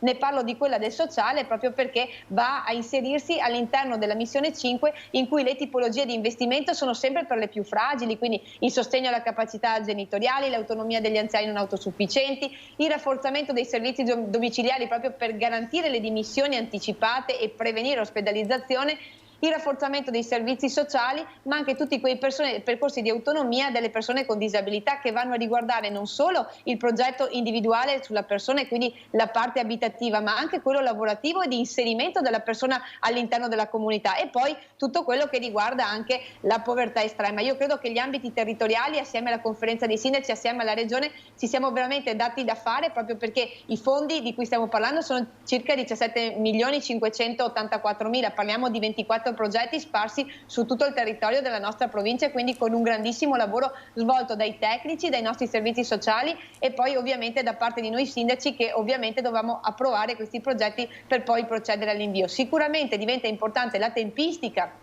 delle convenzioni che devono arrivare appunto da parte del Ministero per procedere rispetto a questo, in una situazione in cui poi abbiamo dei tempi calendarizzati e ben standardizzati anche per quel che riguarda gli affidamenti e poi le partenze dei lavori per arrivare poi alla definizione del tutto. Ricordo che questi fondi in particolare hanno sviluppo nei 3 anni e che nel caso del sociale trovano poi più ampio spazio all'interno di una programmazione regionale, che è quella dei piani di zona, con la quale con l'assessore Lazzarini e con la Regione stiamo lavorando, proprio perché anche quest'anno ci sarà l'approvazione dei piani di zona proprio relativi alle conferenze dei sindaci, e quindi questi progetti andranno inseriti lì dentro, quindi strutture che prenderanno forma e potranno essere portate avanti proprio all'interno di questa pianificazione che è quella dei piani di zona. Quindi sicuramente un intervento importante che ovviamente ci tiene un po' tutti quanti a fare i conti con quella che poi sono le tempistiche al quali dobbiamo far poi seguire le operatività dei nostri uffici, che ripeto si trovano nello stato attuale a lavorare in situazioni davvero molto importanti e davvero con una certa, diciamo, con delle tempistiche che alla fine non abbiamo potuto decidere noi, ma sulle quali insomma abbiamo lavorato veramente di squadra e di concerto, e quindi sicuramente questa è una delle primissime preoccupazioni, anche perché da lì a venire chiaramente c'è tutta una pianificazione, una stratificazione che, ripeto, non può passare se non attraverso anche una concertazione a livello regionale per permettere a questi importanti progetti e alle loro ricadute sul territorio, viste le fragilità delle persone, di poter insomma andare avanti. Non da meno ovviamente la missione che è collegata rispetto alla parte della sanità e che diventa anche quella con un'esplicazione sulle case di comunità, sugli ospedali di comunità e su quelle che poi saranno anche gli scenari nuovi che il sociale si dovrà trovare ad imbattere, quindi sicuramente un lavoro che chiaramente ci tiene ovviamente a lavorare con l'azienda sanitaria di squadra, ma con delle tempistiche, ripeto, che diventano importanti e che ci preoccupano molto. Sindaco, lei, mi riaggancio a quanto lei aveva detto prima, dicendo adesso dovremo lavorare per l'estate per prepararci per l'appuntamento del 25 settembre. Qualche suo collega ha proprio avanzato questa problematica del costo anche proprio di risorse, ma non solo, un costo economico che i comuni devono sostenere per una campagna, per delle elezioni così in pochissimo tempo da organizzare proprio con l'estate in mezzo. Avete quantificato il costo, ad esempio, per il suo comune e insomma bisognerà rivedere ferie, turnistica, insomma come vi state muovendo, Sindaco? Sicuramente abbiamo dovuto interrompere quelli che erano le ferie già calendarizzate per quel che riguarda ovviamente il poter permettere alla commissione elettorale insomma di insediarsi e di poter procedere anche nella scelta ovviamente da parte della commissione elettorale degli scrutatori. Poi tutta la documentazione, ma vorrei anche ricordare tutta la parte degli operai, perché poi c'è anche la parte che va ad inserirsi nell'operatività del territorio quando noi li mandiamo ovviamente per inserire poi tutta la parte cartellonistica. Non solo questo, ma ovviamente tutto quello che è l'attività collegata ai servizi demografici nell'acquisizione del materiale e nel permettere di svolgere in tranquillità questo tipo di consultazione. Ripeto, già avevamo notato una carenza di personale, appunto di disponibilità anche da parte degli scrutatori nell'ultimo referendum, nel recente referendum. Io mi auguro davvero che ci sia una anche disponibilità delle persone, perché ricordo che ovviamente con le situazioni anche di personale che abbiamo all'interno delle amministrazioni, proprio come ricordava lei Francesca, diventa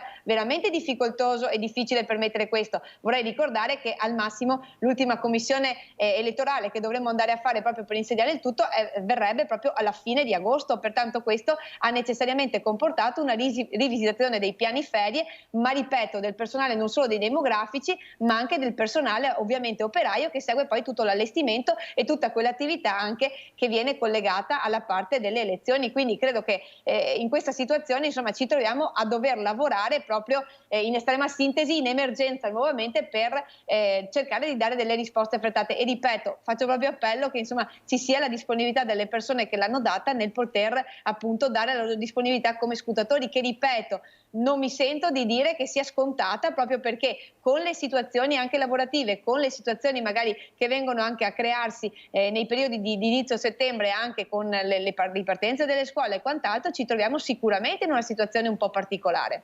Ecco, a proposito di scuole, mi sento di dar voce ai tanti genitori che ci stanno guardando, che penseranno le scuole riaprono il 12 settembre e poi chiuderanno dopo circa una settimana, 2 settimane per quelle che sono le operazioni delle elezioni, e quindi scuole di nuovo chiuse. Anche questo qualche mal di pancia lo sta provocando nelle famiglie. Beh, sicuramente credo che in alcuni casi in cui si era già partiti con questo tipo di intervento nei seggi che era stato fatto durante il Covid, se ci ricordiamo, sicuramente sarà un lavoro di squadra comunque anche con i colleghi per poter permettere insomma che ci siano delle sedi alternative, come abbiamo, ripeto, cercato già di farlo in tantissimi casi. Credo che sicuramente questo si va ad inserire in una più grande progettualità e progettazione insomma che ci vede ovviamente a dover mettere mano a una serie ovviamente di interventi strutturati, anche perché ripeto anche in questo caso stiamo parlando magari di persone, di personale operaio, ma anche che hanno con la mansione di autista anche per quel che riguarda le scuole,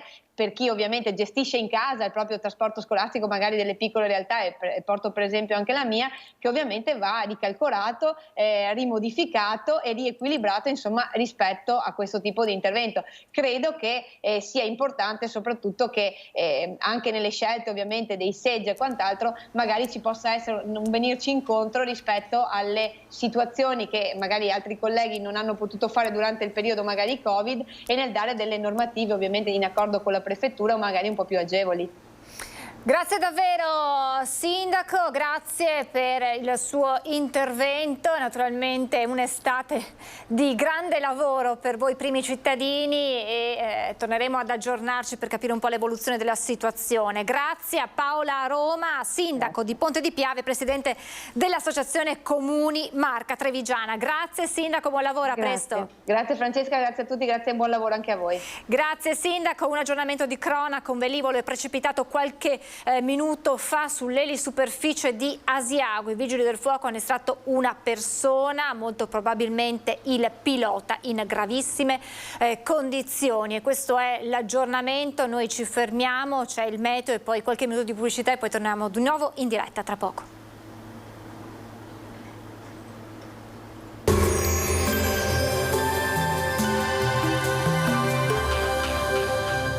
Donadel Sunplast fornisce ed installa tende e coperture tecniche, avvolgibili, serramenti in PVC e in alluminio, porte da interni. Benvenuti al meteo. L'ondata rovente proseguirà anche durante la settimana. Si profilano delle temporanee attenuazioni nei prossimi giorni a causa di fasi temporalesche che coinvolgeranno dapprima i rilievi, poi anche le pianure. Eventi che porteranno un po' di sollievo dalla calura, ma non saranno rilevanti sul fronte dell'emergenza idrica. Vediamo intanto il dettaglio di lunedì 25 luglio. Sul Veneto cielo sereno o al più poco nuvoloso. Nel pomeriggio aumento della nuvolosità sulle zone montane con locali rovesci, possibili entro sera fin verso le aree limitrofe. Caldo eccezionale con temperature minime comprese tra 20 e 25 gradi, massime oscillanti tra i 32 e i 38 gradi. Spostiamoci ora sul Friuli Venezia Giulia, anche qui prevalenza di sole, sarà possibile qualche addensamento sulle Alpi con occasionali acquazzoni. Temperature minime tra i 21 e i 24 gradi, massime sui 34-36 all'incirca. Infine spostiamoci sul Trentino Alto Adige, soleggiato nel pomeriggio ma soprattutto in serata, qualche temporale a carattere sparso. Temperature minime intorno ai 19-20 gradi, massime sui 37 gradi. Dal meteo per ora è tutto, vi auguro un buon proseguimento in compagnia di Antenna 3.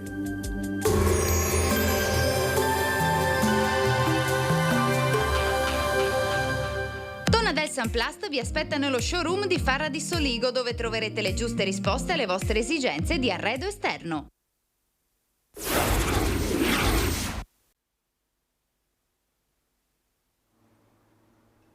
Rieccoci in diretta fuori programma oggi in centro a Treviso, dove un camion a causa di un'errata manovra ha danneggiato la catena di un arco di un'abitazione di interesse storico. Sono intervenuti i vigili del fuoco, fortunatamente nessuno è rimasto ferito. I pompieri con il personale di prima partenza, con il funzionario di guardia e il capo servizio hanno effettuato un primo sopralluogo e poi hanno provveduto al consolidamento della catena danneggiata, puntellando, lo vedete, la struttura. Sul posto è intervenuta anche la polizia locale per i rilievi dell'incidente. Le operazioni di messa in sicurezza sono terminate dopo circa 2 ore. E abbiamo parlato del gran caldo che porta ad accendere, per chi ce l'ha, il condizionatore in casa, e questo causa i consueti blackout. È successo nel Padovano. Blackout diffusi in tutta l'Alta Padovana. Il caldo record ha fatto accendere l'aria condizionata in moltissime abitazioni private, provocando disagi alla rete energetica della provincia. A Cittadella e Villafranca Padovana si sono registrati disagi maggiori con dei blackout durati anche alcune ore. Le conseguenze ci sono state anche nelle fabbriche che hanno dovuto fronteggiare abbassamenti di tensione. Molti gli interventi dei tecnici della rete elettrica tra sabato e domenica. Sabato tragedia sfiorata a Jesolo con una 14enne che si è buttata in acqua per salvare l'amico di 16 anni in difficoltà durante un'uscita con il pedalò.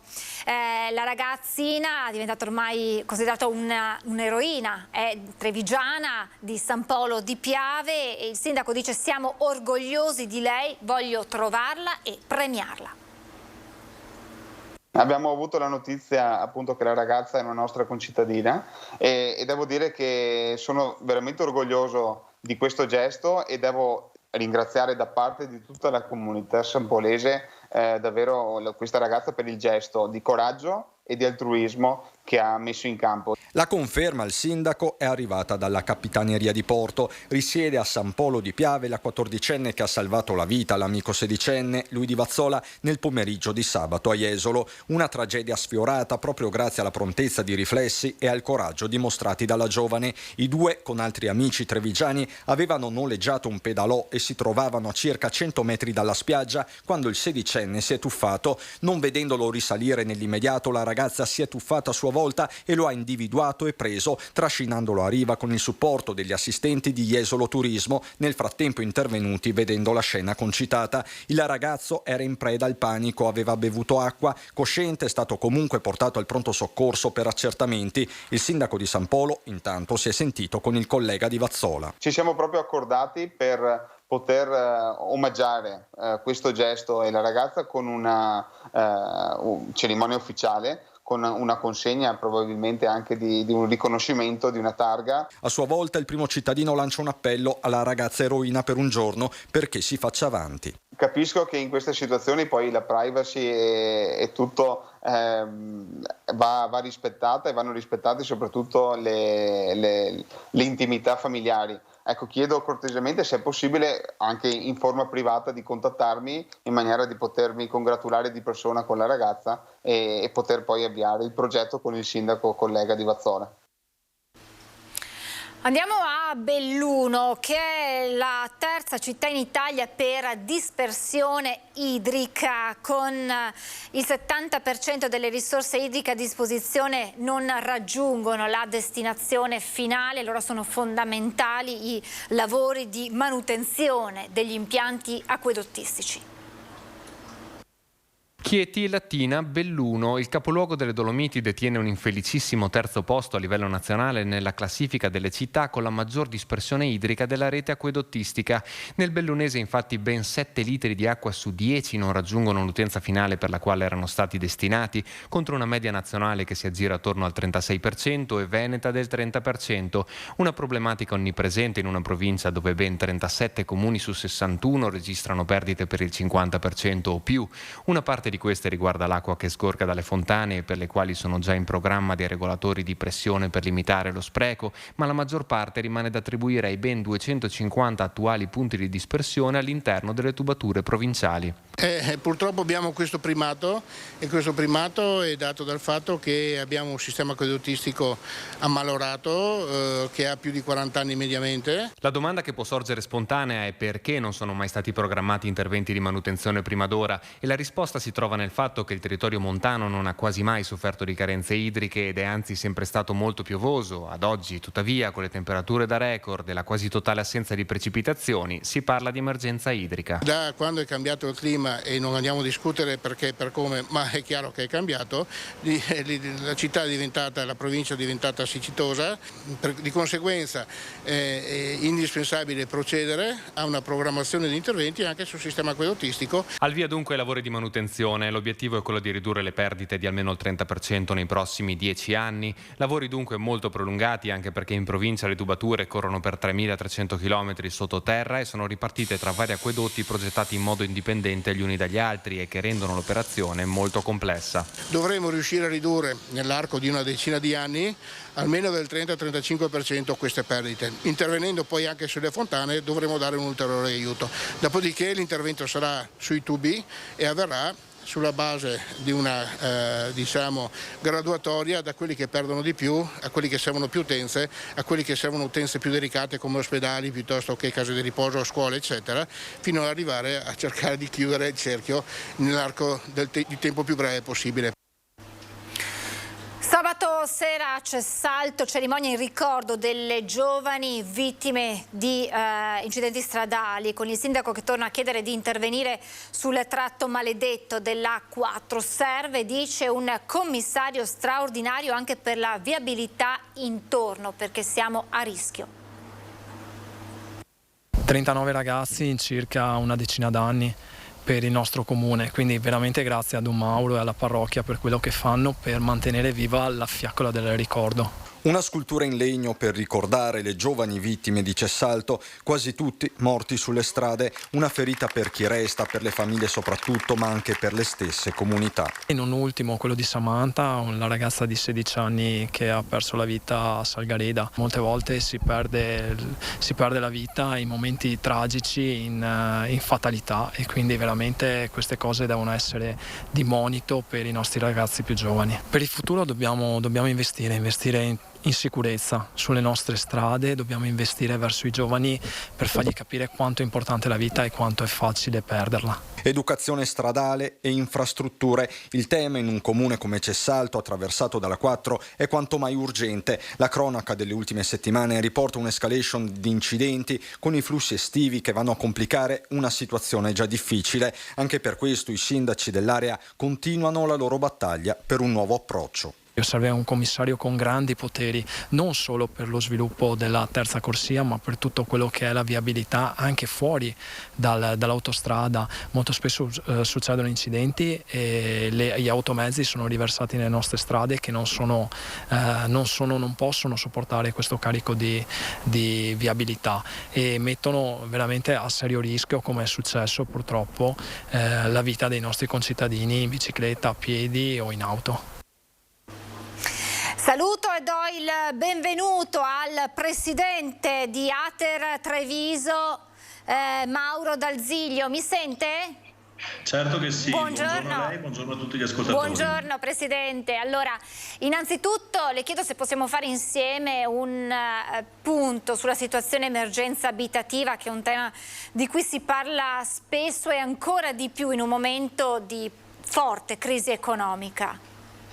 Sicuramente sì, è un argomento all'ordine del giorno, è un argomento estremamente caldo, dove noi come Ater stiamo cercando di dare il massimo. Se pensiamo al nostro bilancio, noi abbiamo integrato la voce per quello che sono i riatti, quasi raddoppiandolo, abbiamo portato 2 milioni di euro per cercare di pareggiare quel gap di alloggi che vengono lasciati e poterli rimettere immediatamente nel mercato per cercare di sopperire alle tantissime richieste che i comuni ci fanno. Quindi noi questo stiamo facendo e proprio anche in questi giorni abbiamo consegnato degli appartamenti a vari comuni.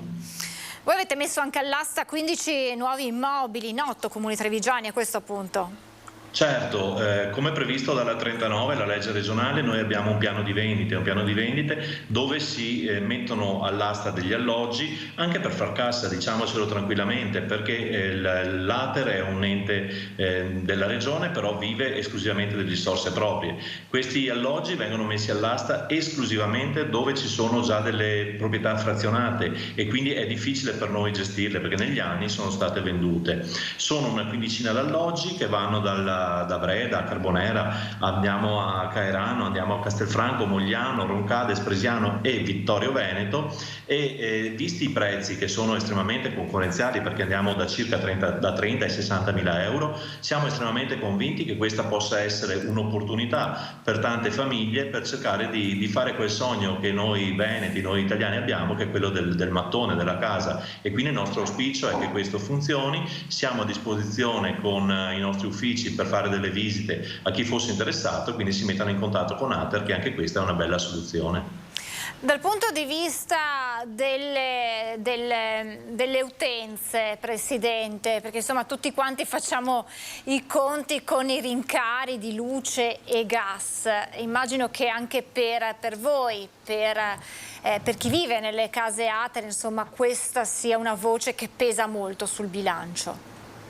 Sicuramente è un pensiero importante, lo vediamo anche negli articoli di oggi, dove la gente è preoccupata di questo continuo e indiscriminato aumento di quelle che sono le utenze, però ci mette abbastanza in difficoltà perché noi siamo abbastanza inermi in questo. Noi cerchiamo di mantenere gli affitti come previsto dalla legge estremamente bassi. Pensiamo che Ater lavora su affitti medi di circa 80 euro al mese, quindi bassissimi. Le spese a volte sono superiori a quello che è l'affitto, ma penso che per risolvere questo ci voglia un'operazione estremamente importante, ma sicuramente non di Ater Treviso, ma di chi ci governa e che possa garantire una normativa che metta a calmieri le spese. Come si riesce a far fronte a tutto questo, Presidente? Nel senso che da buoni padri di famiglia si cerca di tagliare qua e là, ma non sempre è possibile, perché ci sono delle spese che bisogna sostenere per forza. Ma certo, e la cosa drammatica è quando si legge che le famiglie cominciano a rinunciare alle cure mediche per sopperire a queste spese, quindi questo è estremamente drammatico. Da parte nostra, ribadisco, noi gli affitti dobbiamo percepirli e quando ci sono delle difficoltà mai ci siamo tolti di poter fare delle rateizzazioni, di poter fare dei piani di rientro. Quindi da parte nostra, come previsto, facciamo il possibile, anche questo lo mettiamo nel piatto. Sicuramente quando ci troviamo con condomini con spese condominiali importanti e ci vengono lasciate, anche per Ater è un grosso problema. Lei pensi che tra insoluti e spese non pagate Ater sborsa circa 1 milione di euro all'anno e questi qua sono risorse tolte ai riati e quindi alla messa a disposizione di nuovi alloggi per i cittadini bisognosi, quindi anche noi dobbiamo cercare di mediare le cose e non penso proprio sia giusto che Ater soccomba totalmente, perché non è neanche possibile. Siamo sempre disponibili anche a collaborare con i comuni, abbiamo aperto anche un nuovo numero diretto per i comuni, quindi per gli amministratori, dove vediamo assieme caso per caso per cercare che la situazione non degeneri in maniera irrecuperabile, perché le situazioni abbiamo concordato con i comuni che vanno accompagnate, vanno seguite dai primi problemi, perché quando i problemi sono troppo grandi a volte sono irrecuperabili. Presidente, spesso si parla di possibili tensioni sociali, sappiamo la casa è un bene primario, la mancanza della casa potrebbe proprio essere alla base di queste tensioni sociali che molti paventano, temono con il proseguire della crisi. Allora, lei ha detto giustamente che la casa è un bene primario. La casa è un diritto, però la casa deve essere anche un dovere. Deve essere un dovere. Chi ha la fortuna di avere un alloggio pubblico deve avere anche la responsabilità della gestione e del rispetto delle regole, e questo io voglio essere estremamente ferreo su questo. Che vengano fomentate dei discorsi, no, questo non mi va bene, però alla nascita di quello che è il comitato abbiamo dato immediatamente la nostra disponibilità per collaborare assieme, ognuno nei loro limiti di rispetto di quelli che sono i ruoli. Quindi ben vengano qualsiasi gruppo, qualsiasi iniziativa, noi siamo a disposizione per qualsiasi cosa, però ovviamente, ripeto, rispettando le regole di ognuno, i propri ruoli. Presidente, le leggo questa notizia di cronaca e poi le farò una domanda generale senza entrare poi nel merito. Con il personale del commissariato di Conegliano, che su disposizione della Procura di Treviso ha dato esecuzione ad un decreto di sequestro preventivo di un immobile del centro cittadino di Conegliano. Questo è arrivato dopo una lunga indagine investigativa nata quando una coppia, lui italiano 60enne, lei straniera di 50 anni, dopo uno sfratto giudiziario eseguito nei loro confronti si sono introdotti illegalmente nell'appartamento, forzandone la serratura e occupandolo abusivamente, impedendo al legittimo proprietario la libera fruizione. Quella dell'occupazione abusiva di appartamenti, di immobili, purtroppo è un problema spesso che noi leghiamo ad altre realtà italiane, ma che insomma scopriamo essere vivo anche qui nel nostro territorio. Purtroppo sì, quello che ha citato lei non mi risulta nelle proprietà dell'Ater e quindi non lo sapevo. Noi come Ater fortunatamente non ci risultano occupazioni abusive. Sicuramente c'è qualche occupazione senza titolo che è diverso, cioè dei nuclei familiari che gli assegnatari originari hanno fatto entrare delle persone nel proprio nucleo e poi sono mancati quelli originari, quindi c'è un'occupazione senza titolo e là con i comuni cerchiamo di risolvere la situazione e valutare. Sicuramente, come dicevo prima, è intenzione di Ater avere dei controlli maggiori su quelle che sono i nostri alloggi che nel momento in cui sono vuoti creano dei problemi di possibili occupazioni, ed è per questo che questa amministrazione, l'amministrazione che ho il piacere di presiedere, abbiamo raddoppiato, abbiamo portato a 2 milioni di euro l'importo per i riatti, perché se noi non abbiamo appartamenti vuoti e li mettiamo a disposizione dei cittadini, in automatico eliminiamo il problema delle occupazioni abusive. È proprio un discorso che si riaggancia alla prima domanda che le ho fatto, quello dell'emergenza abitativa, del bisogno di alloggi, perché poi purtroppo si arrivano a violare la legge, ma proprio per avere questo bene che è la casa. Certo, noi ci stiamo anche impegnando per cercare di avere dei nuovi alloggi. Se pensiamo sulla zona Treviso-Monigo, abbiamo degli appartamenti che sono pressoché ultimati, a breve ripartiremo con i nuovi appalti. Là purtroppo siamo caduti in un fallimento di un'azienda e quindi gli appartamenti sono rimasti là. Speriamo che in giro di 6 mesi potremmo consegnare tutti quegli appartamenti. Pensiamo ai nuovi appartamenti che noi andremo a fare oggi nella zona Feltrina, Monigo, dove con un progetto che è il Pinqua andremo a realizzare complessivamente 200 alloggi. 200 alloggi ci vorrà del tempo sicuramente, però è una risposta importante che vogliamo dare al territorio. Quindi noi ci stiamo impegnando su questa direzione e vorremmo cercare di ascoltare tutte le richieste, però le garantisco che il mio telefono a volte è bollente da quelli che sono i sindaci, gli assessori sociali che continuano a chiamare per problemi che si presentano. Noi ci siamo, cerchiamo di essere collaborativi e vicini alle amministrazioni. La bacchetta magica purtroppo non ce l'abbiamo, ma cerchiamo di esserci.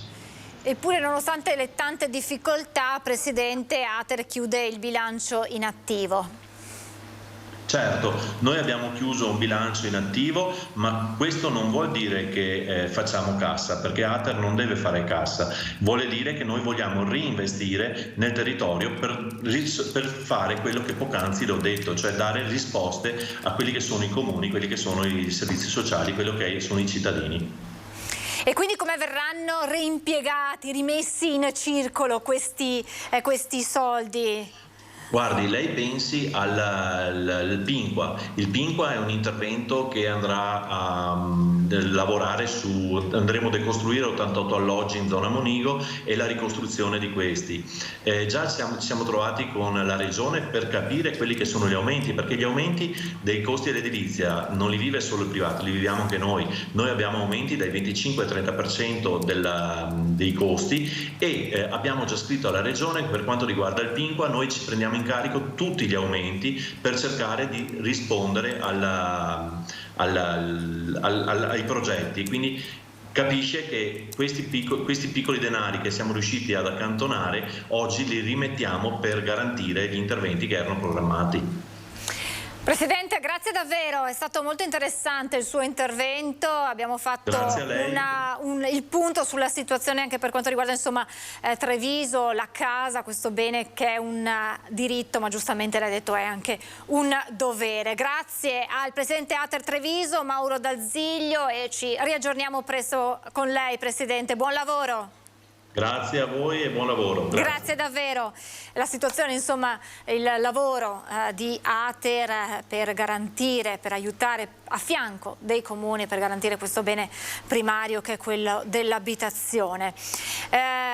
Cambiamo argomento, parliamo di quelle che sono state le conseguenze della pandemia. L'esplosione dei costi delle materie prime stanno mettendo a dura prova la tenuta di tanti comparti economici, anche quelli quello che riguarda i barbieri, che insieme ad altre categorie come parrucchiere, estetiste hanno dovuto fare i conti con le tante restrizioni legate per contenere la pandemia, e allora adesso c'è un bilancio proprio di quelle che sono state le conseguenze della pandemia per quanto riguarda la categoria dei barbieri. Abbandonati. E questa è l'unica definizione che i commercianti, gli artigiani danno della propria situazione rispetto a quello che è stato fatto, o meglio, non è stato fatto, dal governo in questi ultimi anni. Dalla pandemia all'esplosione dei costi, dalla crisi economica a quella sociale, interi comparti denunciano l'assenza delle istituzioni. Sono 2 anni e mezzo che siamo abbandonati, non arriva aiuto da nessuno. Io personalmente ho preso solo i due bonus da 600 euro per il Covid. Però da Roma non arriva niente, ma non arriverà proprio più niente. Il domino è partito e al momento non appare nulla all'orizzonte che possa fermarlo e le ripercussioni rischiano di essere gravissime. È 2 anni che ormai stiamo soffrendo, noi artigiani, commercianti e quant'altro. Penso che l'unica cosa che c'è da fare è quella che purtroppo dobbiamo aumentare anche noi al cliente finale, non esagerando e con testa. Alla fine tutto si ripercuoterà sui prezzi del servizio, anche se tutti sono consapevoli del fatto che bisogna muoversi in modo oculato. Io personalmente ho fatto degli aumenti, sto tuttora facendo degli aumenti in base a quello che mi viene aumentato, perché non aumenta solo la corrente, ma aumenta anche il prodotto finale, aumenta anche l'acqua, aumenta tutto quanto, anche la carta. Un paio di guanti usa e getta costavano 6 euro, adesso costano 12 euro, 13 euro a scatola, per cui tutto aumenta. Tutto aumenta, dalle bollette ai materiali, e agli artigiani non resta che rimboccarsi le maniche. Io cerco di rimboccarmi le maniche e andare avanti. Purtroppo ho iniziato a ragionare da egoista e penso solo a me stesso, purtroppo.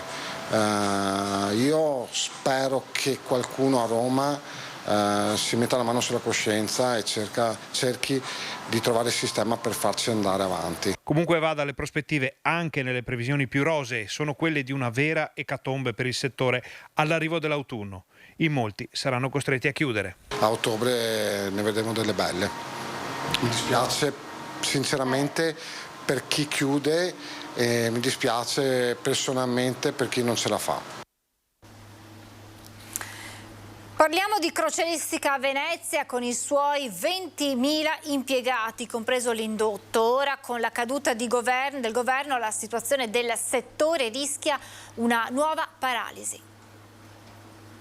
Venezia e il suo porto, con ancora da risolvere la questione del protocollo fanghi e del piano morfologico della sua laguna. È il deputato portogruarese della Lega, Chetti Fogliani, a tracciarne il punto, visti gli ultimi avvenimenti politici nazionali. Il piano era pronto, però il Consiglio di Stato ha chiesto degli ulteriori chiarimenti e quindi è ancora fermo. Questioni che con la caduta di governo ora rischiano, nel caso di dire, di finire in alto mare, nonostante, dice sempre la Fogliani, il Ministero con gli altri enti nelle scorse ore fossero al lavoro per fornire le risposte chieste dal Consiglio di Stato. Pertanto speriamo che presto si sblocchi. In ogni caso non possiamo aspettare, il porto non può aspettare, ci sono più di 20.000 famiglie coinvolte come lavoratori, ma anche per indotto.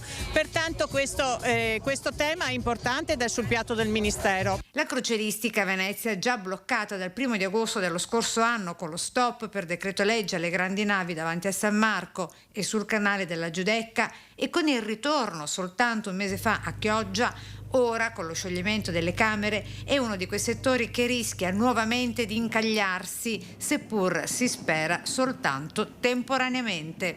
Qui se non si scava e non si decide dove mettere i fanghi che si scavano, non si riesce a rimettere al 100% in lavorazione, cioè al lavoro sia la parte crocieristica sia la parte del mercantile. Quindi è importante questo e bisogna che Venezia resti al centro del mondo. Hanno fatto sorridere i distributori automatici di benzina che parlano in dialetto, ma per i benzinai trevigiani c'è poco da ridere. E così hanno preso in mano carta e penna e hanno scritto a Eni, rigorosamente in veneto. E ora, visto che Eni non capisce l'italiano, quando i gestori domandano che è in P al litro, io domando anche in dialetto, chissà che sia volta buona che arriva un scheo, magari anche a do.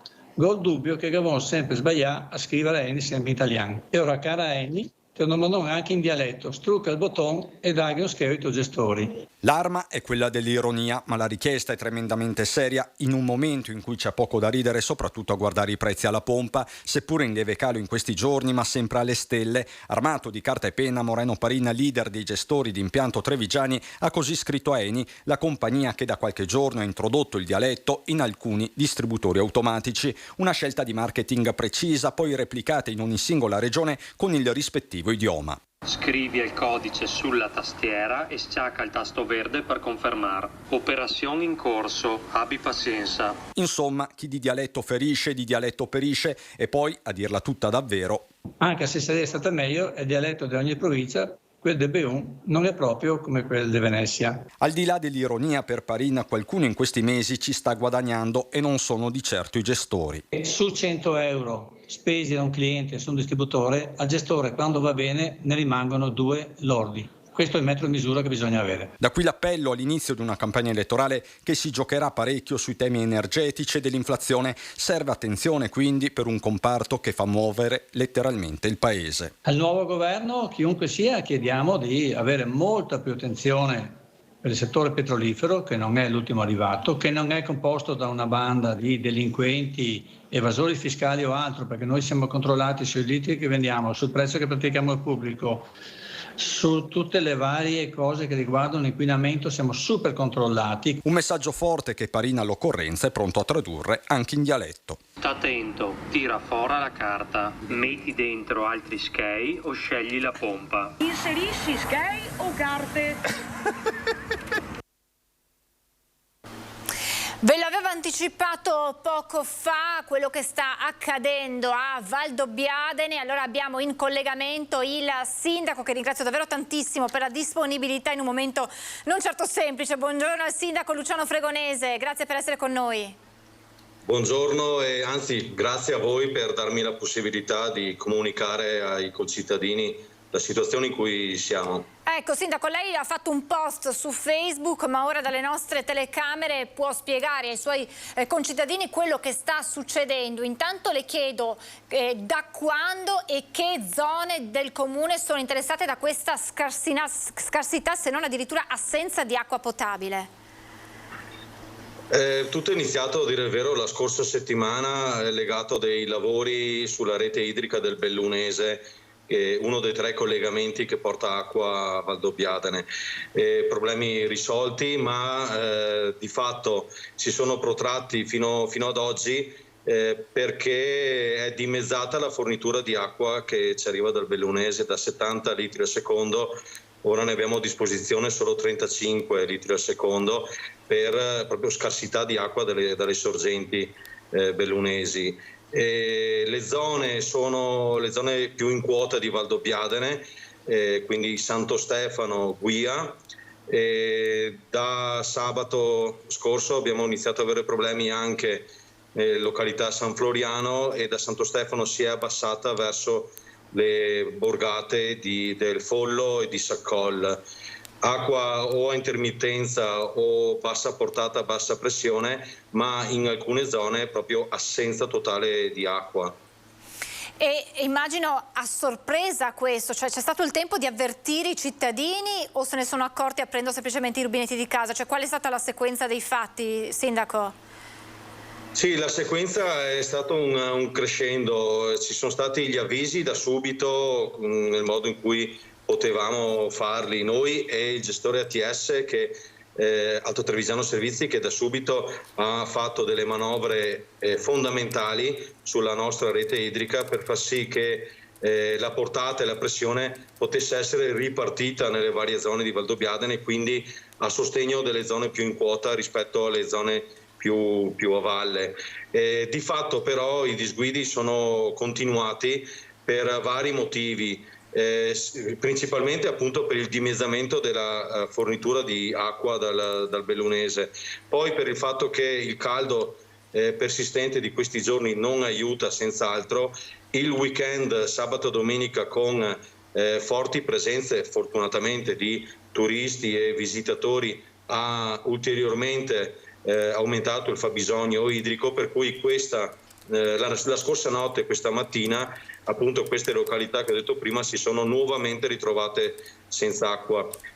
Da venerdì scorso ho attivato il COC, il centro operativo comunale, in supporto ad ATS con i volontari di protezione civile che riforniscono di gasolio di notte dei generatori fatti per aumentare il pompaggio di acqua.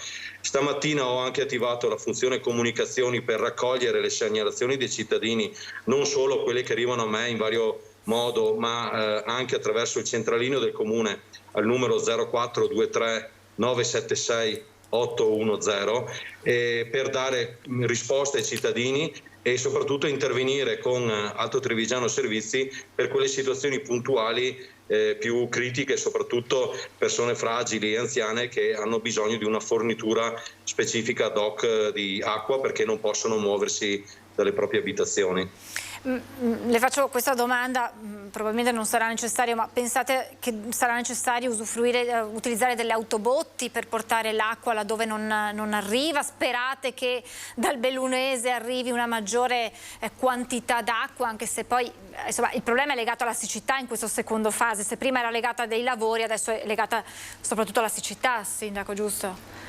Sì, esatto, è proprio così. Allora, all'interno dei piani di intervento in emergenza e protezione civile c'è anche la possibilità di usufruire di autobotti. ATS si è già attivata, è pronta nel caso fosse necessario l'intervento di autobotti. È chiaro che le autobotti servono per rifornire piccoli raggruppamenti di case, piccole borgate, non certo per soddisfare tutto l'abitato di Valdobbiadene, e quindi bisogna intervenire, continuare ad intervenire come si sta facendo, quindi calibrando la ripartizione di acqua tra le varie borgate e varie frazioni, se serve intervenire anche attraverso ATS con il servizio di autobotte, sperare che ci sia un aumento di portata del Bellunese, ma appunto il caldo di questi giorni, la mancanza di piogge non ci fa ben sperare, mentre a medio termine sempre Alto Trevigiano Servizi si è già attivata per potenziare il campo pozzi che abbiamo a Valdobbiadene, che è uno dei 3 punti di rifornimento di acqua. Attualmente non riesce a soddisfare tutti i fabbisogni di Valdobbiadene per il fatto che appunto è uno dei 3 punti di fornitura di acqua. 2 sono da sorgenti del Bellunese e 1 dei pozzi. È sempre preferibile prelevare acqua dalle sorgenti per vari motivi rispetto al prelievo da pozzo, ma vista la situazione e soprattutto anche la previsione anche dei prossimi anni di sempre maggiori difficoltà di approvvigionamento da sorgenti, è chiaro che il prossimo intervento messo in campo da parte di ATS sarà quello di potenziare i campopozzi. Guardi, Sindaco, leggiamo insieme questa agenzia, la Protezione Civile Regionale ha emesso un avviso di criticità idrogeologica, allerta gialla per temporali forti per tutti i bacini idrografici del Veneto, valido dalle 8 di oggi fino alla mezzanotte di mercoledì. Le previsioni meteo indicano per il tardo pomeriggio e la serata condizioni di instabilità in aumento sulle zone montane con rovesci e temporali sparsi in successiva estensione al resto della regione. Nel pomeriggio di domani probabile ripresa dell'instabilità a partire dalle zone montane, in successiva parziale estensione alla pianura saranno possibili fenomeni localmente intensi, dunque potrebbero arrivare piogge. Ci auguriamo tutti che non siano precipitazioni violente, però insomma probabilmente si tornerà a respirare un po', però non sarà sufficiente, immagino. Sicuramente non sarà sufficiente la pioggia di qualche ora, anzi spesso sono dei rovesci che non vanno a rimpinguare le falde e le sorgenti. Certo, l'acqua assolutamente fa bene, soprattutto per l'agricoltura. Speriamo non siano dei rovesci eccessivi. Va detto che ci troviamo in un contesto difficile sotto tanti punti di vista. Abbiamo ancora attivo l'allarme rischio incendi, abbiamo anche qui sorveglianze anche grazie ai volontari di protezione civile su tutta la parte dei boschi della montagna, quindi attivi in vari campi a 360 gradi. Quest'estate, da un clima così torrido, e siamo quasi 6 mesi praticamente di assenze di piogge rilevanti, ci fa stare in una situazione molto precaria che non si risolverà in qualche giorno. L'intervento da parte di ATS serve nel limitare il più possibile i disagi e cercare di rispondere ai fabbisogni delle persone. Chiaro che il comportamento anche delle singole persone nel evitare di accendere fuochi in montagna per il rischio incendio e nel contenere l'utilizzo di acqua potabile ed acquedotto per usi non strettamente igienico-sanitari e domestici, quindi evitare di utilizzare l'acqua di acquedotto per annaffiare orti, giardini, per lavare l'auto, sono tutti comportamenti che vanno in aiuto e soccorso a quello che si sta cercando di fare, ma va dato atto che purtroppo questa è una stagione estiva molto molto critica e ci auguriamo nelle piogge prossime, soprattutto per l'agricoltura, che entrerà in grave sofferenza. Hai in programma qualche ordinanza proprio per limitare il consumo d'acqua dei cittadini? Già il 20 giugno scorso ho emanato un'ordinanza sindacale per limitare appunto l'uso dell'acqua di acquedotto. È stata in parte rispettata e attesa. Dallo scorso weekend abbiamo dovuto intensificare i controlli sul rispetto dell'uso dell'acqua di acquedotto, perché ogni goccia di acqua sprecata va ad incidere sul fabbisogno, sulla disponibilità idrica. ATS ha anche provveduto a chiudere le saracinesche delle fontanelle pubbliche, perché è chiaro, so che dispiace a molti, però bisogna in qualsiasi modo preservare la risorsa idrica per gli usi strettamente necessari per la popolazione. Sono emersi dei comportamenti non corretti nei controlli, Sindaco, da parte dei suoi concittadini? Diciamo che ho riscontrato scarsa probabilmente comunicazione. Noi abbiamo cercato attraverso il sito internet, con degli avvisi messi sulle bacheche, con Facebook, col Tam Tam. Vi ringrazio per questa possibilità, perché dare comunicazione ampia e diffusa permette a tutti di contribuire, quindi aiutarci nel preservare la risorsa idrica e nell'evitare anche il rischio incendi. Quindi la comunicazione è fondamentale in questi casi e ci accorgiamo sempre più quanto sia difficile arrivare ad ogni singola casa nonostante i mezzi di comunicazione esistenti. Sindaco, grazie davvero per il suo intervento, è stato molto importante dare queste informazioni di servizio ai cittadini di Valdobbiadene e quindi insomma ci auguriamo che in un modo o nell'altro possa tornare fruibile l'acqua potabile anche in quelle zone che lei ci ha elencato dove o scarseggia o addirittura non c'era. State facendo il massimo, abbiamo capito, per fornire, per far arrivare l'acqua ai cittadini di Valdobbiadene. Ci aggiorneremo, ci teniamo in contatto, Sindaco, siamo sempre a disposizione per dare ulteriori aggiornamenti ai cittadini. Grazie. Grazie a voi davvero di cuore, grazie. Grazie al Sindaco di Valdobbiadene Luciano Fregonese, buon lavoro e naturalmente pronti a dare ulteriori aggiornamenti sulla situazione. Grazie al Sindaco e noi ci fermiamo per l'ultimo break pubblicitario e poi le ultime notizie da raccontarvi. A tra poco.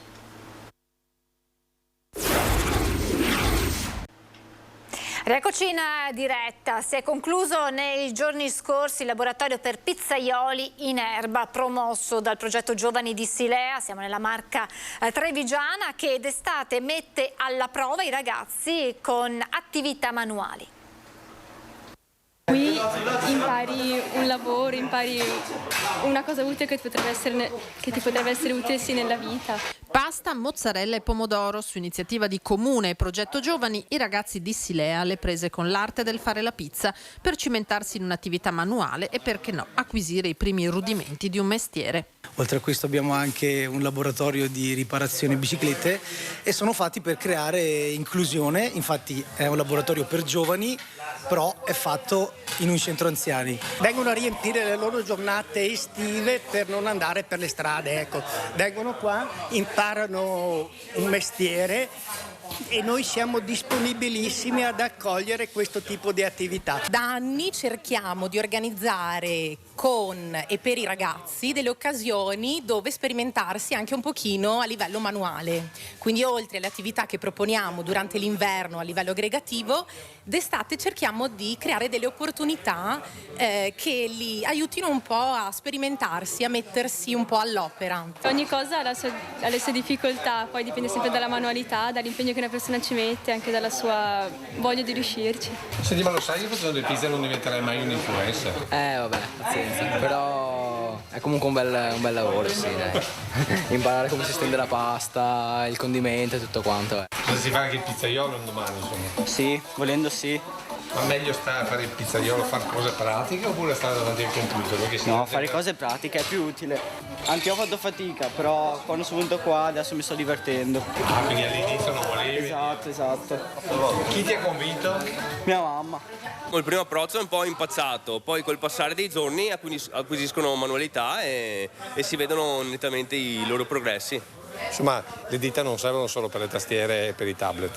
No, servono fortunatamente anche questi mestieri. Se li stimoliamo possiamo, anche allontanarli un po' dai social, da Facebook, Twitter e tutti gli altri. Andiamo a Feltre, dove la nuova amministrazione comunale ha delineato le linee guida per lo sviluppo turistico dei prossimi anni, che ha un'unica parola d'ordine: cooperazione. Nuova amministrazione, nuovi progetti. Il neoassessore al turismo della città di Feltre, Maurizio Zatta, ha avviato nella giornata di ieri un confronto con il Consorzio Turistico Dolomiti Prealpi, Unione Montana Feltrina e Provincia di Belluno, con l'intento di instaurare una rete di dialogo e sinergie che trascenda a livello locale a favore di una cooperazione di squadra per rilanciare il territorio. Ho voluto da subito un confronto con le agenzie che interagiscono, agenzie e istituzioni che interagiscono sul territorio feltrino, perché ritengo che il valorizzare la città di Feltre significhi valorizzare tutto il territorio feltrino. Varie e numerose sono le questioni emerse, tra le urgenze da risolvere subito il fenomeno dell'overbooking, poiché a Feltre la capacità di accogliere turisti ha raggiunto la saturazione nei periodi di alta stagione. Si è parlato inoltre di predisposizione e manutenzione dei percorsi ciclopedonali e della rete sentieristica in generale, per la quale si auspica una collaborazione con l'Ente Parco Nazionale Dolomiti Bellunesi, con particolare riferimento alla valorizzazione delle frazioni. Zatta poi cita 3 punti cardine che guideranno la nuova amministrazione in campo turistico. Io intendo le linee costruirle attraverso 3 passaggi fondamentali: la prima dell'ascolto, la seconda dell'approfondimento con tutte le agenzie che interagiscono su questo strategico settore, e poi l'azione dell'agire. Obiettivo: potenziare ed accrescere il livello di servizi e contenuti culturali raggiunto per poterlo diffondere a livello nazionale ed internazionale. Massima priorità in tal senso la collaborazione e il coinvolgimento della Regione Veneto. La valorizzazione in questo territorio deve essere condiviso con le strutture istituzionali di più alto livello, e sicuramente la Regione è un interlocutore importante. Infatti credo entro il mese di settembre organizzeremo un incontro a Venezia. C'è un incidente mortale di cui vi diamo notizia, è successo a Mestre, a Chirignago per l'esattezza, dove un ragazzo di 20 anni ha perso la vita dopo che la sua moto, sulla quale viaggiava, lo stiamo leggendo da Venezia Today, si è scontrata con un'auto. Si è verificato ieri sera intorno alle 22 per causa ancora al vaglio degli agenti del reparto motorizzazione della polizia locale, che sta cercando di ricostruire l'esatta dinamica dell'incidente. Il giovane centauro è stato sbalzato a terra e all'arrivo dei soccorsi le sue condizioni sono apparse subito gravi. È stato trasportato all'ospedale all'Angelo di Mestre, dove poco dopo il suo cuore ha smesso di battere. Ferito ma in modo lieve il conducente dell'auto. Questo è un aggiornamento di cronaca, ma adesso andiamo a Casier, nel Trevigiano, dove ieri si è tenuta una singolare cerimonia per la rimessa in funzione di uno dei 3 idrocronometri presenti in Italia. Sono talmente orgoglioso che un po' sono anche emozionato, perché credo che Casier, la piazza di Casier era ormai troppo tardi, ogni giorno passava era sempre troppo tardi per rimetterlo in funzione. Torna a scandire il tempo l'orologio ad acqua sulla piazza di Casier. È una delle 3 meraviglie idromeccaniche attive in Italia, e questa in particolare grazie al genio di questo signore di 84 anni. Con la caduta dell'acqua fa girare quella bascola lì avanti e indietro e dà l'impulso al pendolo. A dirlo si fa alla svelta, però qui c'è da vedere. È una macchina molto complessa. Ma dà anche molte altre informazioni sul tempo che scorre. Che ci sono le lunazioni, c'è il tempo, c'è lo zodiaco, il sole nello zodiaco, la posizione del sole nello zodiaco. Cioè qua vediamo anche le fasi lunari? Sì, le fasi lunari, vede come vede lì. Una macchina che per certi versi incute addirittura un po' di timore reverenziale. Ma lei ha capito come si legge l'orario? No. Rosebeo. Rosebeo. Poi ci sono quelli che baderanno più ai rintocchi idrosonori quotidiani, perché qui tra l'altro c'è un sistema di campane, pure queste ad acqua, che è il quadrante delle fasi lunari per l'orto. Anche se sbagliamo l'una, a roba viene lo stesso. E poi c'è chi lo guarderà per i segni zodiacali e ascendenti vari. Lo sa che qui si può anche determinare l'oroscopo? Visto che ci sono i segni zodiacali. E quindi si può fare anche l'oroscopo? Vedremo, si può fare? Ok, chissà, felicità e fortuna a tutti. Installato nel 2003, quando è stata rifatta la piazza, da diverso tempo era fermo a causa del calcare sull'acqua del pozzo artesiano. Problema risolto qua dietro con una serie di filtri, ma soprattutto di questi tempi con il ricircolo dell'acqua. Un piccolo grande gioiello quindi, ma anche un'attrazione turistica. È un pezzo unico, cioè solo il pensiero che l'abbia costruito una persona solo esclusivamente facendo operare il pensiero, è una cosa che incanta a vederlo.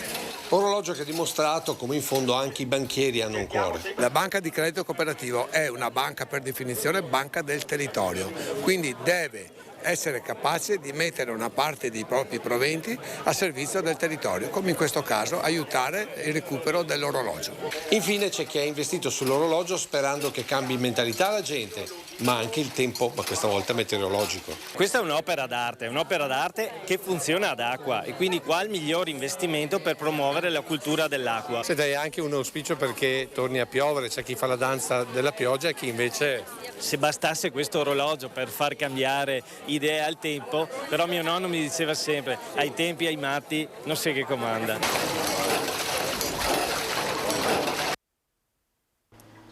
Un paese dimenticato anche nei nostri archivi. Immagini che ci riportano indietro di 40 anni, quando lo spopolamento in montagna era già molto forte. Speriamo che qualcuno riesca a riconoscerle. Buongiorno signora. Buongiorno. Come va? Allora, Roma ha segnato il gol. Buongiorno. Solo per 2 parole. È vero che siete rimasti in pochi qui. La seconda volta che ci sono andato io e mio marito. Quante persone siete qui? 2, io e mio marito. Immagini del paese dimenticato, anche per i nostri archivi che non riportano il nome di questa località. Probabilmente del Vittoriese, ma potrebbe essere anche a ridosso dei laghi di Revine, questo colmello venne visitato da Tino Giacomin e la sua troupe nel 1984. Già allora un piccolo mondo antico fatto di covoni di fieno sapientemente costruiti attorno ai pali, o il lento salire per la montagna con la gerla di Vimini costruita nelle sere d'inverno quando la televisione era il filò. Scorci che certamente il tempo ha cambiato, e per questo chiediamo aiuto ai nostri telespettatori per riscoprire questo borgo perduto. Forse qualcuno riconoscerà questa porta di una stalla o queste case dove il fienile era l'attuale isolante termico delle nostre moderne abitazioni. Istantanee di un tempo che non c'è più, con le cipolle intrecciate all'aria per la conservazione. E voi avete intenzione di restare qui? Noi se la casa non l'abbiamo, abbiamo la casa qui, appositamente dobbiamo rimanere qui perché i figli non hanno il posto per noi. Quindi voi restate qui? Sì, restiamo qui, sì. Ma nonostante il benessere non fosse ancora arrivato qui, ma fossero invece i giovani scesi in valle verso il benessere, le antiche radici tenevano saldi gli ultimi custodi della comunità. Hanno detto che vogliono andare via tutti da qui.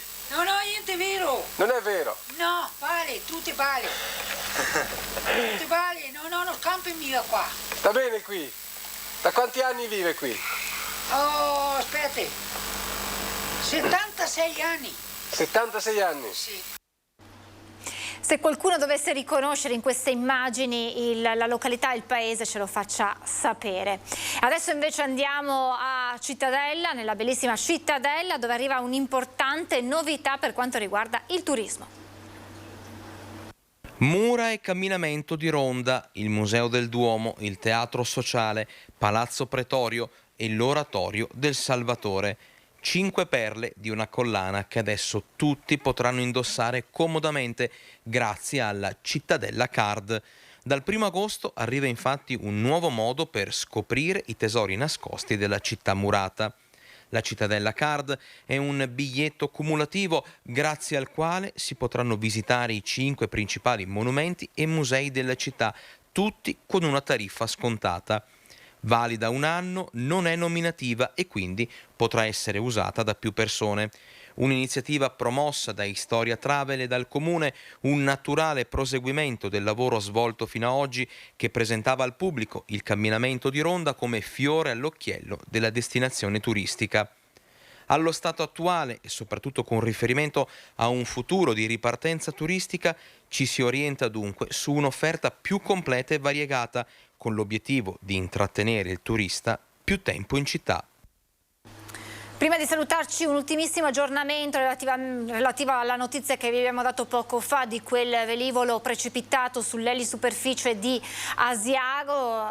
L'aggiornamento ci arriva da ilgazzettino.it. Aliante precipita, è stato estratto il pilota, un 47enne deceduto poco dopo, mentre i sanitari del SUEM tentavano disperatamente di rianimarlo. E dunque purtroppo un epilogo drammatico di questa notizia. Naturalmente tutti gli aggiornamenti e le notizie principali della giornata nel corso dei telegiornali serali di Antenna 3 a partire dalle 18:30 con l'edizione regionale. Grazie per essere stati in nostra compagnia e buon proseguimento di giornata. Arrivederci.